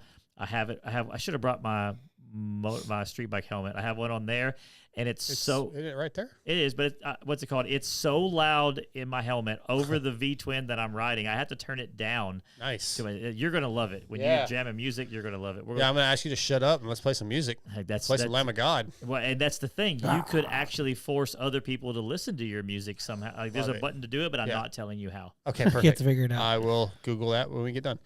I like it. Okay, a Cherubies USA, from the factory floor to the finish line. This is a Cherubies. For over 40 years, we've shaped the look, feel, and protection of motocross. Every curve, every vent, every color, engineered for riders who push the limits. A CherubiersUSA.com. You want a new plastic kit? They got it. You want handguards? They got it.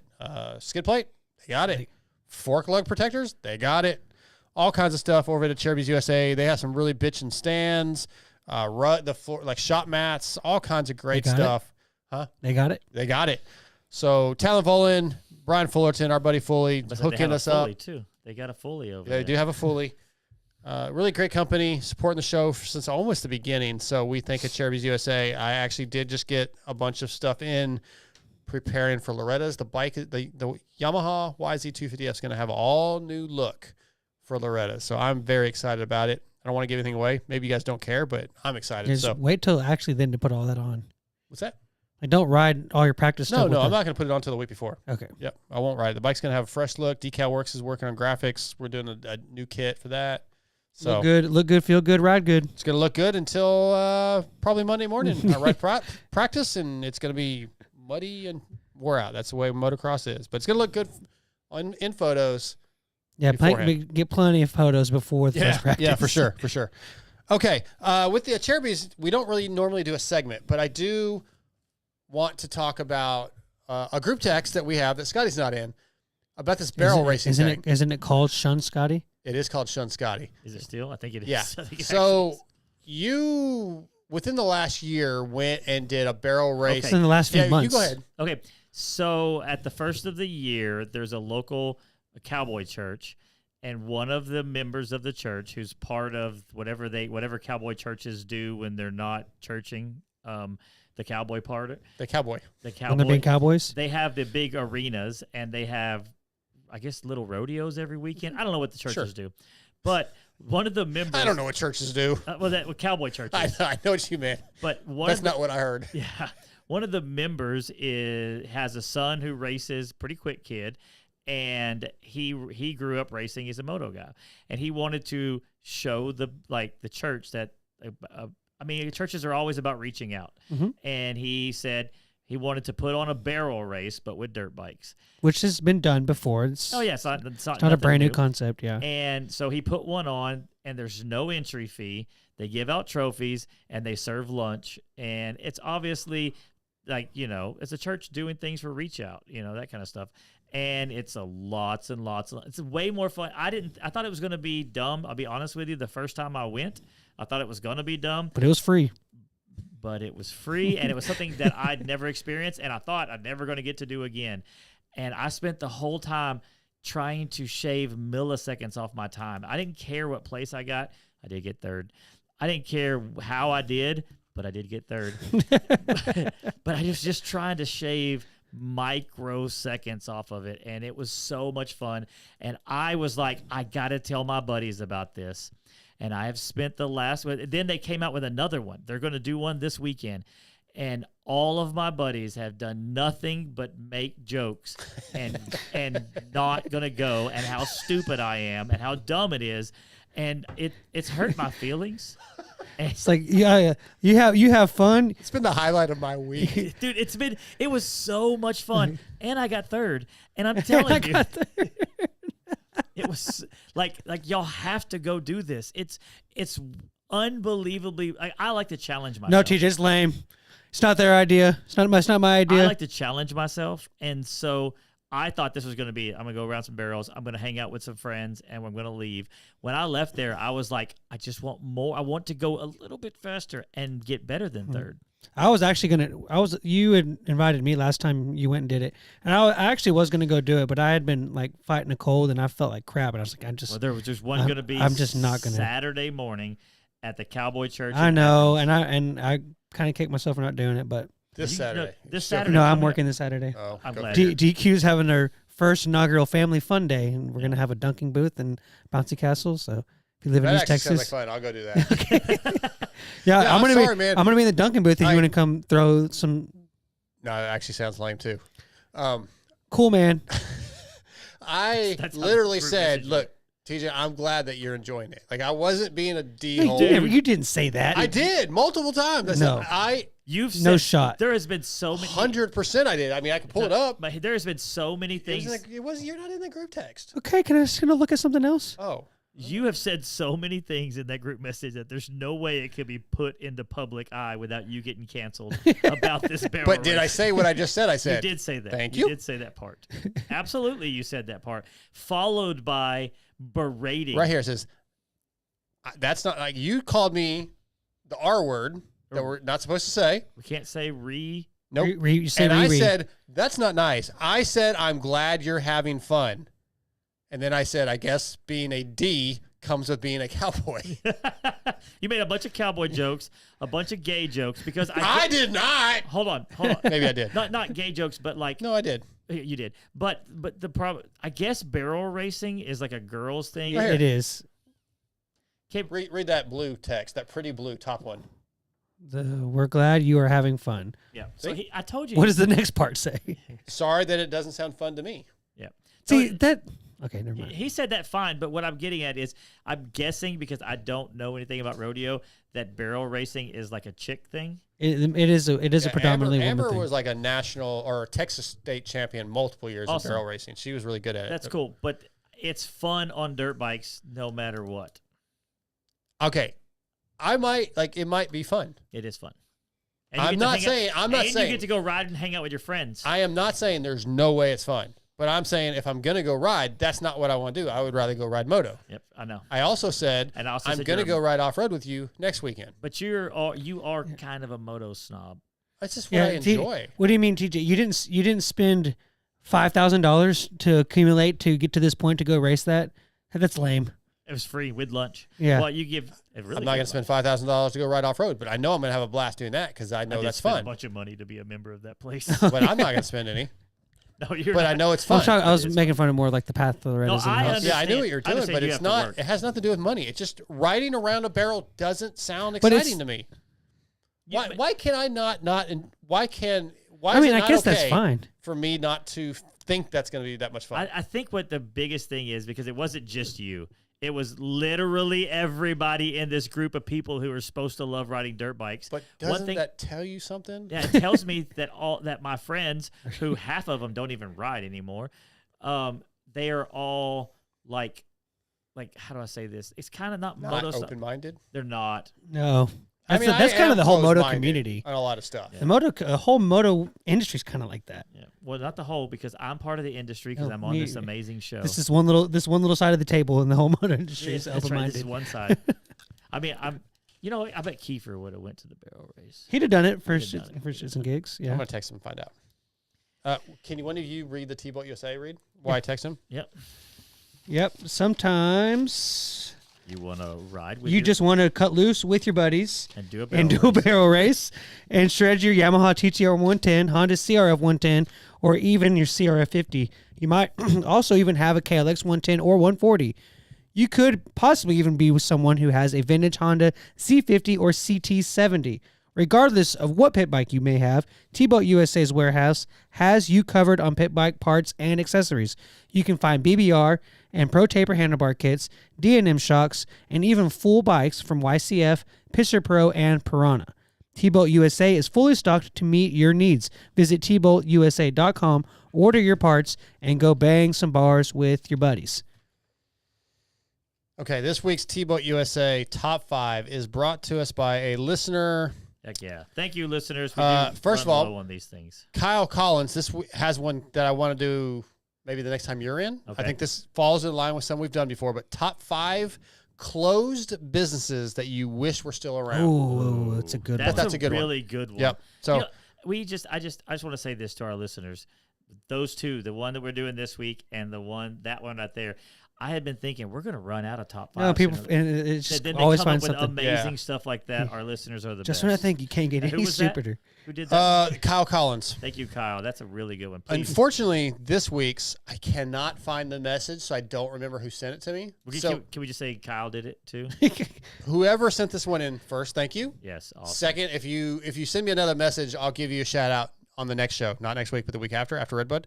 But this week's is the with your top socks. 5 things that your buddies in studio that annoy you with them, right? So like top 5 things about TJ that annoy me. Top 5 things about Sky. We don't have to necessarily do 5. Yeah, we can lump combine them all them or together. whatever. Yeah. Scotty, you go first. Well, before I go into my list, based off the topic that we just had, it kind of fits into this category, and being berating on text message and doing stuff. So like when you said that this is going to be the top 5 that we're doing, I said, "LO, that should be interesting." You said, and then I said, I was kind of just making the observation that I feel like we kind of openly discuss, like it's cool that we openly discuss most of the things that we annoy us throughout the different pods. And then you were like, so you just want me to tell the listener to go F himself. It's like, bro. And then I was like, bro, chill. It's just an observation. And you're like, then you sent a snapshot of one of the green bubbles that's going to be probably one of yours list or whatever. And then, I don't know what your point is on any of this. You just why did you have to jump off and be a dick? I was joking. But I I was joking. I was joking. Literally, I was joking. I don't know, man. Go ahead with the rest of your list there. Okay, number 5 is like you circled the green bubbles was, and I'm sure the opposite of this is gonna be on your list. It's always giving me a hard time for having an Android. I always just I both of y'all do this. Give me a crap about having Android. Y'all shun me from a group, whatever. I don't really care. Sounds like all y'all do is talk about. Sounds like it's on your list. If it's top 5 of your list, you ask. No, I just care, it's annoying that y'all always give me crap about my Android. Okay, number 4. So sometimes like I'll be doing a guest question or something else, and like you kind of like derail it, like you interrupt it, or you kind of. Sometimes I feel like you almost like put training wheels on me, like when I'm asking a guest. Like I don't know. It's kind of annoying. I've talked to you about that before, anyways. Bringing up the show issues, like in the middle of the show. Yeah, doing stuff, even though I kind of did it earlier.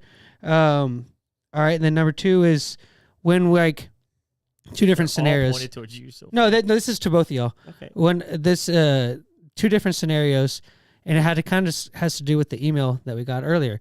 So, like y'all will chirp at me, or I'll chirp at you, and then like if I like you chirp at me and say something or make fun of me, and then I like do something to get to like say something back or just respond to it, then it's like, oh, he cries, oh, he's crying baby, he's being a crybaby, you need tissue. And then like, or if I chirp at y'all first, then you'll be like, oh, why is he so angry?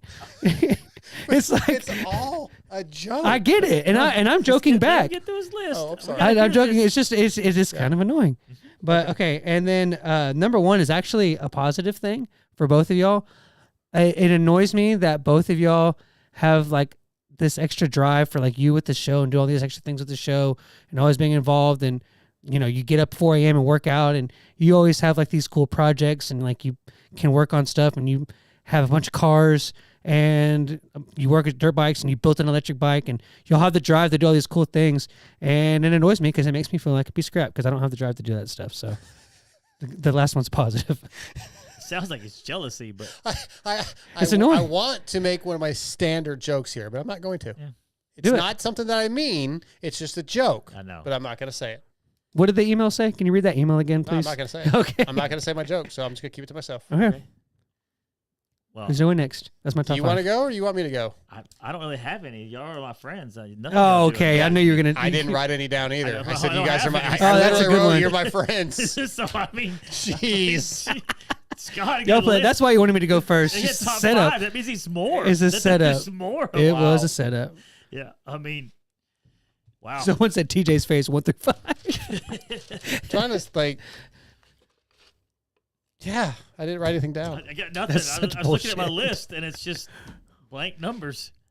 Like I think you just. I don't know if I want to finish the show tonight. I'm kind of like just over it now. Yeah. Yeah, I'm really. All right. ETS Racing Fuels was forged from the. My feelings are hurt, man. I understand. Like it's always a gonna joke, cry. but then he made it real. Oh my god. And his crazy. positive is like he hates the fact that you're driven. I didn't say I hated it. I just said it annoys me. It annoys him that you Because it makes me feel like a better. POS. You know what I mean? Basically, he's blaming you for how he feels about his bad choices. That's very millennial of me, isn't it? He's blaming you for doing good. Yes. And it makes him feel bad. That is actually this generation. It Yeah. is. Why are you making me look bad by doing your job? But you know, just doing the bare minimum. Yeah. Sad. Sad. I thought we were friends. You know, we should get to the ETS. And you know, you need to change it to the T-Bolt. Oh, my bad. All right, cool, man. ETS Racing Fuels. ETS Racing Fuels was forged from the heat of competition nearly 30 years ago by developing purpose-engineered fuel for high-profile teams in highly competitive series. Did y'all playing this the whole time? When you went out to smoke. TJ's going to break. We've been the power behind many podium wins ever since. Teams like Factory KTM, Factory HRC, Honda, Rockstar, Husqvarna, Trust, ETS Racing Fuels. Visit etsracingfuels.com to find your nearest distribution center. Honestly, I didn't have much. Like with TJ, I just wrote, he's odd at times, like how he hates good food. That's just odd shit. It doesn't really even annoy me. And I did write your droid down, but honestly, it doesn't really annoy me. Yeah. It really doesn't. I'm really not that annoyed by anything with you guys in real life. That's why the things that I did are all stuff that we've talked about before, because it's really. But they're real. Okay. I didn't have a list. I didn't have time to put one together, but I could have. But when he said that, I'm like, oh, God, I'm That's on funny. board. Okay. The pick one is from a listener also. Let me find Which it. one of Okay. the group is the most hateful? Pick one. Right. Okay, this is from. I was going to say, ETS Fuels, pick one. Are your friends a dick or an asshole? Well, when you said kind of makes me feel like a piece of shit, I want to go, well, kind of are. Yeah. True.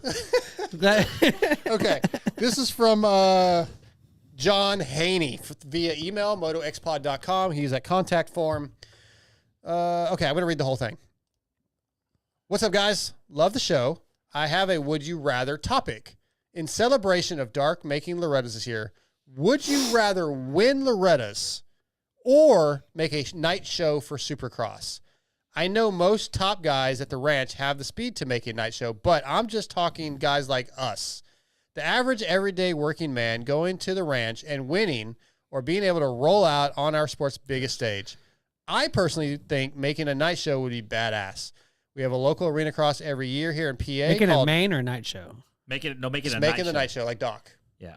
There's a lot of people that made a night show that have never won a championship at Loretta's. Right, but he's saying which one would you rather? Yeah. And We have a local arena cross every year here in PA called Motorama, and the Saturday event is always a packed house, and just rolling out with all them fans screaming and yelling is definitely an experience.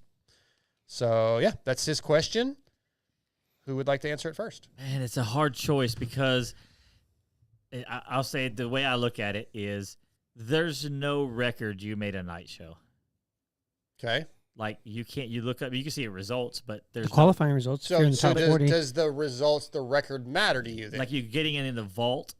Like it's like I didn't take it. I'm taking it. I'm interrupting no for you. me. No for Yeah, me. okay, sorry. That's where it's at. It's like you win a championship at Loretta's. I guess depending on the class, right? You know, whatever. Like I could hang that number one plate up And it on the means wall, something, yeah. and I can look at it because I earned that, right? But you make a night show, like just because I've seen it happen, however many 10, 15, 20 night shows that Doc's made or whatever, and has nothing to show for it. Like there's nothing to put on the wall. There's no like his his best he got overall or Loretta's was like a 13th or something like that, you know, and that there's actually a award for that. You know, there's not really much of an award making a night show. If you don't make the main, you get nothing. Yeah. So I'm going to have to say it's a hard choice because it would be cool to roll out in the Supercross, which means you have the skills to ride Supercross. Yeah. Ooh. But if you're winning, it doesn't matter what class it is. If you're winning a class at Loretta's, you're hauling ass. Yeah, I think I pick and win in the class at Loretta's. Yeah, I am too. Yeah. It's a no-brainer for me. I'd rather Is it win no brainer? Yeah. It's hard for me just No, I'd rather. because- Now, if it was like top 10, like a 250 division, like West Coast versus Loretta's, I'd pick probably the top 10, the 250, because like there's yeah, like there's you said, points, there's proof. there's And probably a little bit of a payout for it, and then like you'll always go down as like in the vault as like you top 10. yeah. Bro, but if it's just make a night show, no, I'd rather Yeah. win the Loretta's. Give me a second. Yeah. Well, like I said, I've just seen it, and you see so many guys that have made night shows, and there's just nothing for it. And yeah, I think you have more skills, and you're better off if you can wind up like winning Loretta's. Yeah, I'm gonna answer in a second. We got a guest so- caller. Okay. Oh, I Thank know God. what this is about. Yeah, Hello? Chris Kiefer. Yes, sir. Hey, so we're live right now. I got TJ and Scotty in studio. MotoXpod, what's up? What's up, man? So TJ's already told the story tonight, but he did one of these barrel races just for fun. It's like at a cowboy church. We have cowboy churches here. I'm sure you know. You know, they I don't, have- what's a cowboy church? What's So a cowboy church? It's literally a church that's like they rodeo and stuff. They have a cowboy arena, and they sometimes bring their horses, and they have competitions around the services. All right. So Yep. one of the people that goes to this church races dirt bikes. They decided to do this little barrel race with dirt bikes, and TJ went. He had a good time, and they're having another one this Saturday. So in our group text, he's trying to get all of his buddies to go, and we're all poo-pooing it, man. We're just like, no, it's lame. Well, here's my point. Here's my point. It's a free event.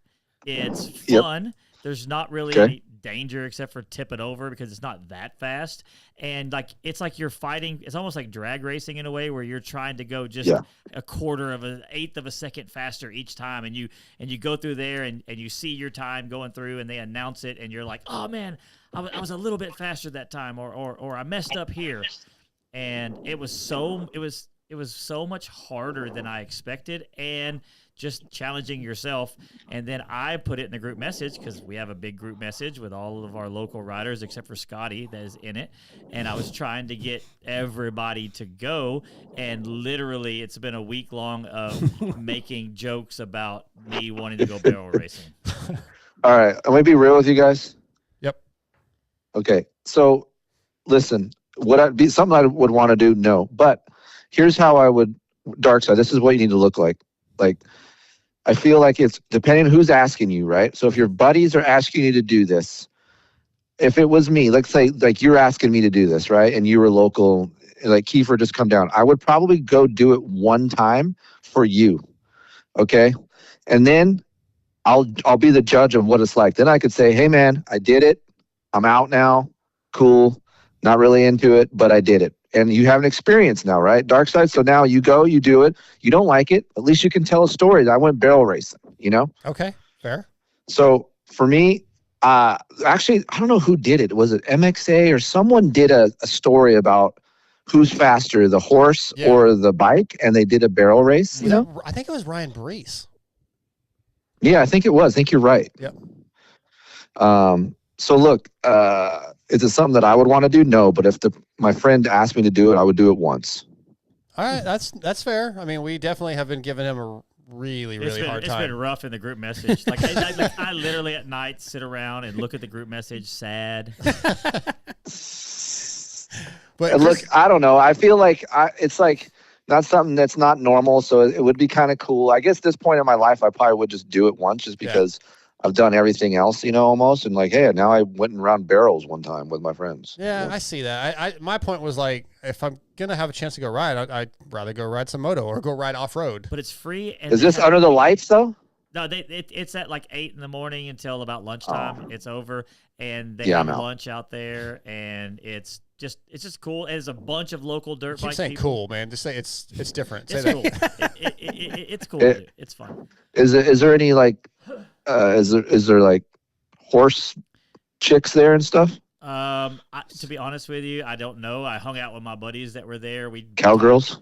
I don't know. I wasn't looking at chicks, to be honest with you. I was just hanging out with my buddies, but like you would have seen if there was, I'm sure. Because you pay attention to church cowgirls. I mean, yeah. All right. Well, yeah. We were having this discussion, and TJ said he thought you would go do it. I said Chris was probably somebody who would actually go try this because it sounds like it's. I would. Yeah. I would try it. I would try it just because, like, hey, my buddies asked me, I'll go do it, and it's a dirt bike, right? So no matter how bad it is, it's still a dirt bike. There you go. All right. Wouldn't you go to it like wanting to be like, oh well, I have to win this. Like I can be the fastest. Yeah, of course. It's a competition. Of course, you go into it one way. Yeah, TJ's not like that anymore. Like he's kind of said he doesn't care where he finishes and things. Nor like we talk about this in racing, where it's like, yeah, I don't care. But I did get third.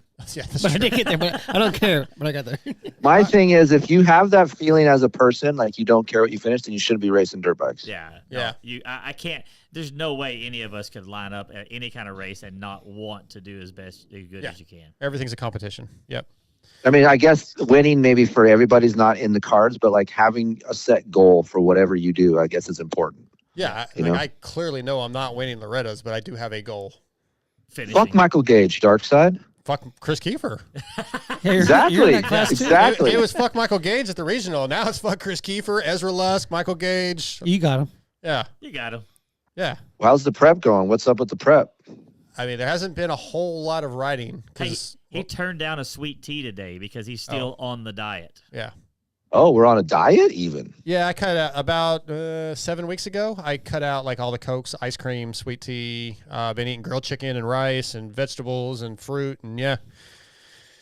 Well, can I give you some piece of advice? Sure. I don't think that's going to matter in our age division classes. I think just riding is going to be the most important thing. Yeah, well, I did that more too because I was starting to get a little bit of a gut and I didn't like how I looked. So I was like, all right, I got to try to cut some of this stuff out. And just it was more of a challenge, like because I really am kind of addicted to Cokes and sweet tea. So I Me just too. like, I love Cokes. yeah, I was just like I went cold turkey. And it was actually literally 4 weeks from the regional. So my goal was if I qualify, I'll treat myself afterwards. And then I just kind of continued it. Okay. But Well, I was just wondering how your prep was going. I haven't heard Yeah, anything about it. I Or rode Saturday and Sunday, but then it poured, or Friday and Saturday, whatever. Yeah, Friday and Saturday, and then it poured like within one moto. So I haven't got a lot of riding in. you should come out to Georgia or North Carolina and ride with Aiden and I. It's not that easy, Chris. I got a job, man. I'm already taking a week off for Loretta's. That's like I'm having to. I forgot Civilian Moto Podcast. We don't Yeah, ride That's dirt right. bikes for a living. Yeah, I can't just go do that Yeah. anymore. The one, the only, the best civilian MotoPod event. Yeah, right. That's it. I'm telling you guys would kill it. Civilian Moto Pod. That's everybody out there. Like, Well, we're gonna ride. I'm headed back east. Why are you trying to kick me off so soon? Relax. I was gonna answer your question about riding, but go ahead. Oh, I'm headed back east Saturday Yeah. and gonna ride with Aiden and gonna stay back there until after Redbud. And are you going to any more Nats? I don't think so. No. That's it. Yeah, I'm not doing any just because I'm trying to be home on the weekends and ride because I'm taking over a week off to go to Loretta's. Yep, understand. Yeah. So. Civilian Moto Pod, everybody. Yeah. You weren't at High Point, were you? I was not. I had to stay back. I had a bunch of testing, so P&H went there, and they really liked it. It's first time for both of them. So I mean, I've been there, but yeah, it was good for Aiden to see that. She do okay, or Maybe you should listen to the summer. What is it called? Yeah. Yeah. Right. I'm going to your Summer damn barrel race. You should listen to my podcast. Yeah. it's not mine, bro. It's TJ's. They do a podcast every Sunday afterwards. Oh, I guess I Yeah. I think start catching that. Great. How long before he's at the races by himself? Listen, if it was up to me, it would have already happened, right? That's not So what I ask. let me see. So we got Redbud. Dark Side, you're better at this than me. Redbud, what's after Redbud? Southwick. Southwick, what's after I think Southwick? that's when the break comes, right? Or is there No. two? Okay, so break. Oh, they're only doing Then 2 we got- rounds There might be between. 3, but I think Hold on. yeah. I'm not even stand better by. at it than you, Chris. But anyways, there is plans because I'm just curious because obviously we had to let our kid go to start doing races by himself. But he races, Yep. but he doesn't do moto, just the supercross stuff. But it was interesting where you're like watching the times where there's nobody there with him, and you're like, oh, but you know, I guess he has a Yep. team. He's on a team, so he's not like full privateer in it. So. Right. Yeah, it was basically Heather was there. He's out there by himself now, but for racing, honestly, for me personally, I like being there. But I mean, if it was like this last weekend for me, I don't think Heather needed to be there. Like I had to work, she had to work, but she took off work. Yeah. But for me, I'd like being there because I like being around it, you know. And I only get this chance one time to be around my kid racing, so I'll try to make the most of it. But yeah, I mean, as far as letting mom, you know, let him take the reins and do it, it's rough over here, guys. It's yeah, rough. yeah. Heather's not going to be good with that. Yeah. Redbud, Southwick, Millville, Washougal, then Break, then Unadilla, Wow, Budds there's Creek, 4. Ironman. It's that. I thought Loretta's was a lot sooner than that. Okay. Okay, I'm calling it right here. Unadilla, he'll be by himself because I ain't going Unadilla. Be after the Loretta's too. You'd be Yeah. tired. Yeah, I feel tired. So you feel like you're going to be better in the heat this year? No. Oh. Really? Is it No, well, listen, the I'll be humidity. better. I'll be better in the fact that I know what I need to do. Mm-hmm. But you know, I just don't think my body's really good in that stuff. Yeah. Period, dude. I'll be real with you. It can't be heat. It's got to be humidity. That's what. Yeah. Yeah. How many? I do have a question. How many people deep are y'all going to be at the Airbnb at Loretta's? As of right now, it's just me, Heather, Aiden, and Dark. If Dark Oh. wants to come with us. I thought y'all had So- a bigger group. No, we keep it mellow. Ask Dark. I don't like a lot of people around me that I much. hear you. I think we're gonna bring some street bikes out, go ride the Tail of the Dragon, and maybe come out Monday when it's just a practice day and kind of chill and hang out. You're gonna have to pay like $400 just to get in for Monday. Right. I don't think you have to pay for the whole week. I think you could just get in Oh, for a day day. pass? Yeah, I think you get a day You pass. can get a day pass, and we're gonna come hang out for Monday, and then I got to go back to work. So Well, Monday's only practice day. that's what I'm saying. It'll be chill. There won't be like Okay. a bunch of stress. We could just hang out and not be in the way. Yeah. And Dark Side, when are you coming out? What's your plan? I'll leave that Saturday, so I'll be there Saturday Okay. evening. Yeah. Okay, so you'll be there Sunday for sign up, and Yep. you should try to come a little earlier.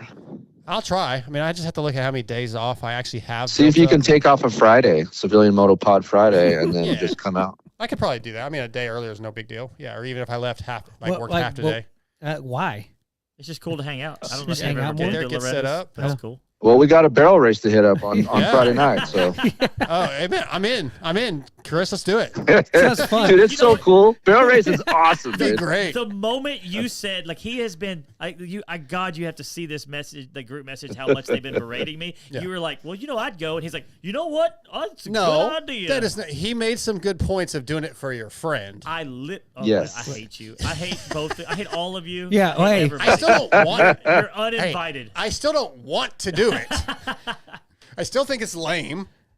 That's Yeah, see, you got to pull Dark Side's heartstrings a little bit. Then he's in, you know? He only has them for you. No, that's not true. Oh. And so Kiefer, you've had the speech with Dark about treating me better and that kind of thing. Yep, how's it going? Well, it was going good until about 15 minutes ago when he texted us this morning and said our top 5 this week is things that the other people in the show do to annoy you, and so then he made me go first. I do my list, and then they just skip out and don't do their list. No, we said and we don't move to. We didn't have. You Yeah, don't, we have you're our my friend. You don't annoy me. Yeah, and then moved on. He had Yeah, this just huge- left me out to Scotty dry. has this huge list of like 20 things where that we annoy him, but we couldn't think of one thing Yeah. that was annoying from our friend. That's awesome.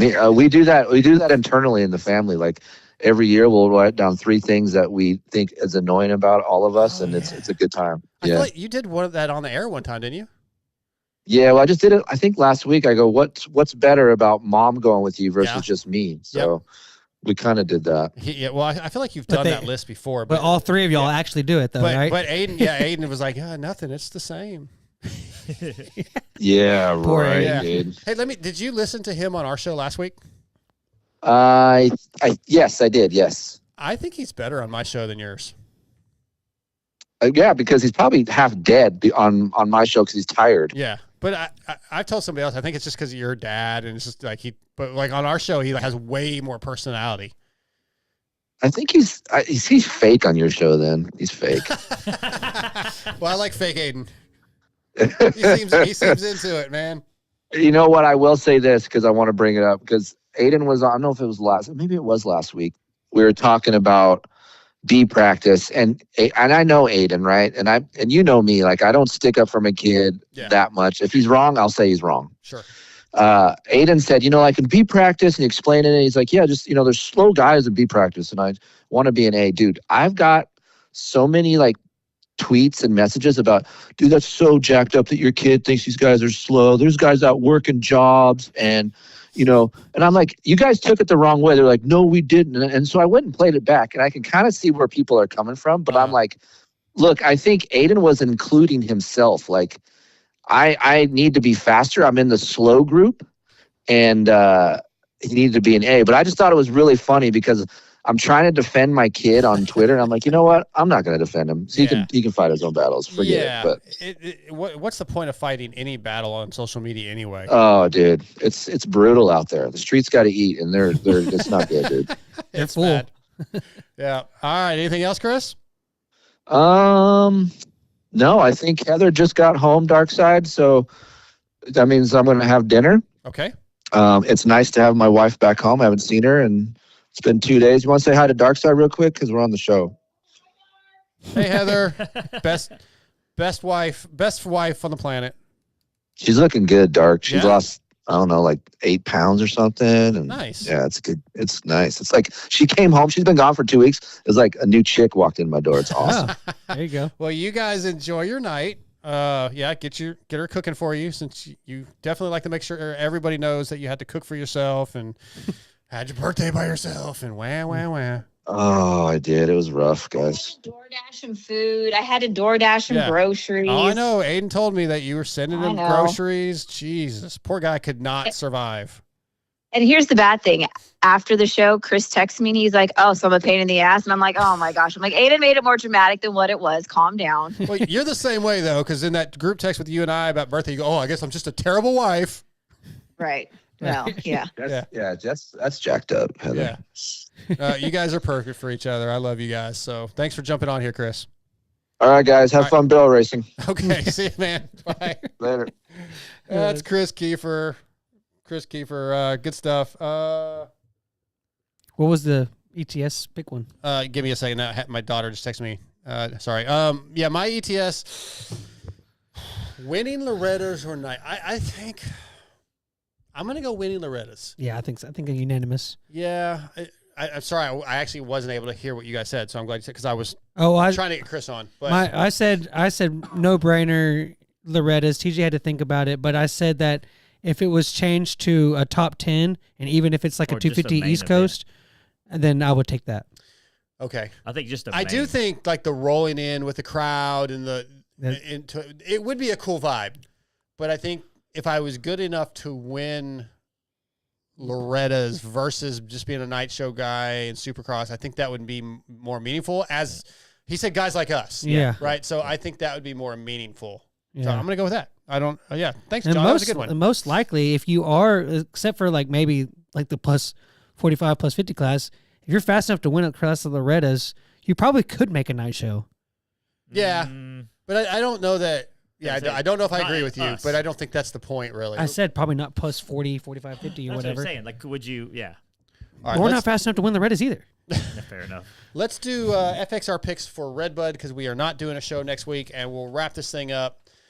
FXR is designed by racers for racers with industry-leading fit, finish, performance. Progression is the name of the game with every new piece created. At FXR, we push our brand to the next level to provide you with the best products possible. Used by Malcolm Stewart, Garrett Marchbanks, Mike Brown, Brock Tickle, Chris Kiefer, myself, many others. FXR's core motor roots, so visit fxrracing.com. All right. So just a shout out to 208 Brando and Brian Ehrman for sending in their picks. They sent in the 250 picks for High Point. Nobody got it right. We'll do this again for Redbud. Here's the thing. I'm going to do this. If we're going to do 450s for Redbud, so hit us up, motoxpod.com on that contact form or motoxpodshow@gmail.com. Even if we don't get a winner that gets them all right, we're going to pick a random entrant. Is that the right word? Entrance? Entrant? Yeah. Entry? Entry. That's the word I wanted. You can be an entrant. Okay, but entry is the word I was looking for. Okay, I'm sorry. We're going to pick a random like entry a racist and word. give them a FXR casual package, which is a hat and t-shirt. So, Can I get in this list? no. Oh. Let's do No, it's just for our you. picks for 450s. You want to do 450s or 250s? What would you guys rather do? Let's do 250s, both. because the 450s seems to be Okay, pretty I like that actually. Yes. 250s then is what our bet. So, TJ, what is your 250 pick, podium pick for where are we going? Redbud. Redbud? Redbud. Redbud. What's your picks? Cool, man. Yeah. Wow. I'm just trying to I think. agree. I think it's going to be. I was trying to think if Handmaker's going to be. Probably. All right. I'll give my picks while you think about it. Yeah. Joe Shimoda wins. Levi Kitchen second. Cole Davies third. I don't have Handmaker in there. I think Handmaker might. Is he not doing so Even if hot? he's back, I don't know how strong Banged his up? shoulder's going to be. I think Hammaker wins if he's back, and Okay.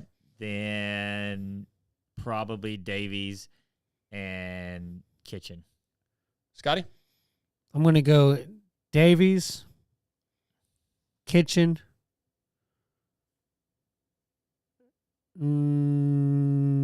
Juju. All right. And if Hammaker's out, slide everybody up and put No. Juju in third. Who? Juju in third. I'll give that to you. Because we don't know if he's going to If race. he's completely out. If he's completely out. All right, I'll give that to you. And I think coming off of the break, just for 450s, I'm just race winner. I think Deeks gets his first win. All right, I got you at winning. Scotty says Deegs.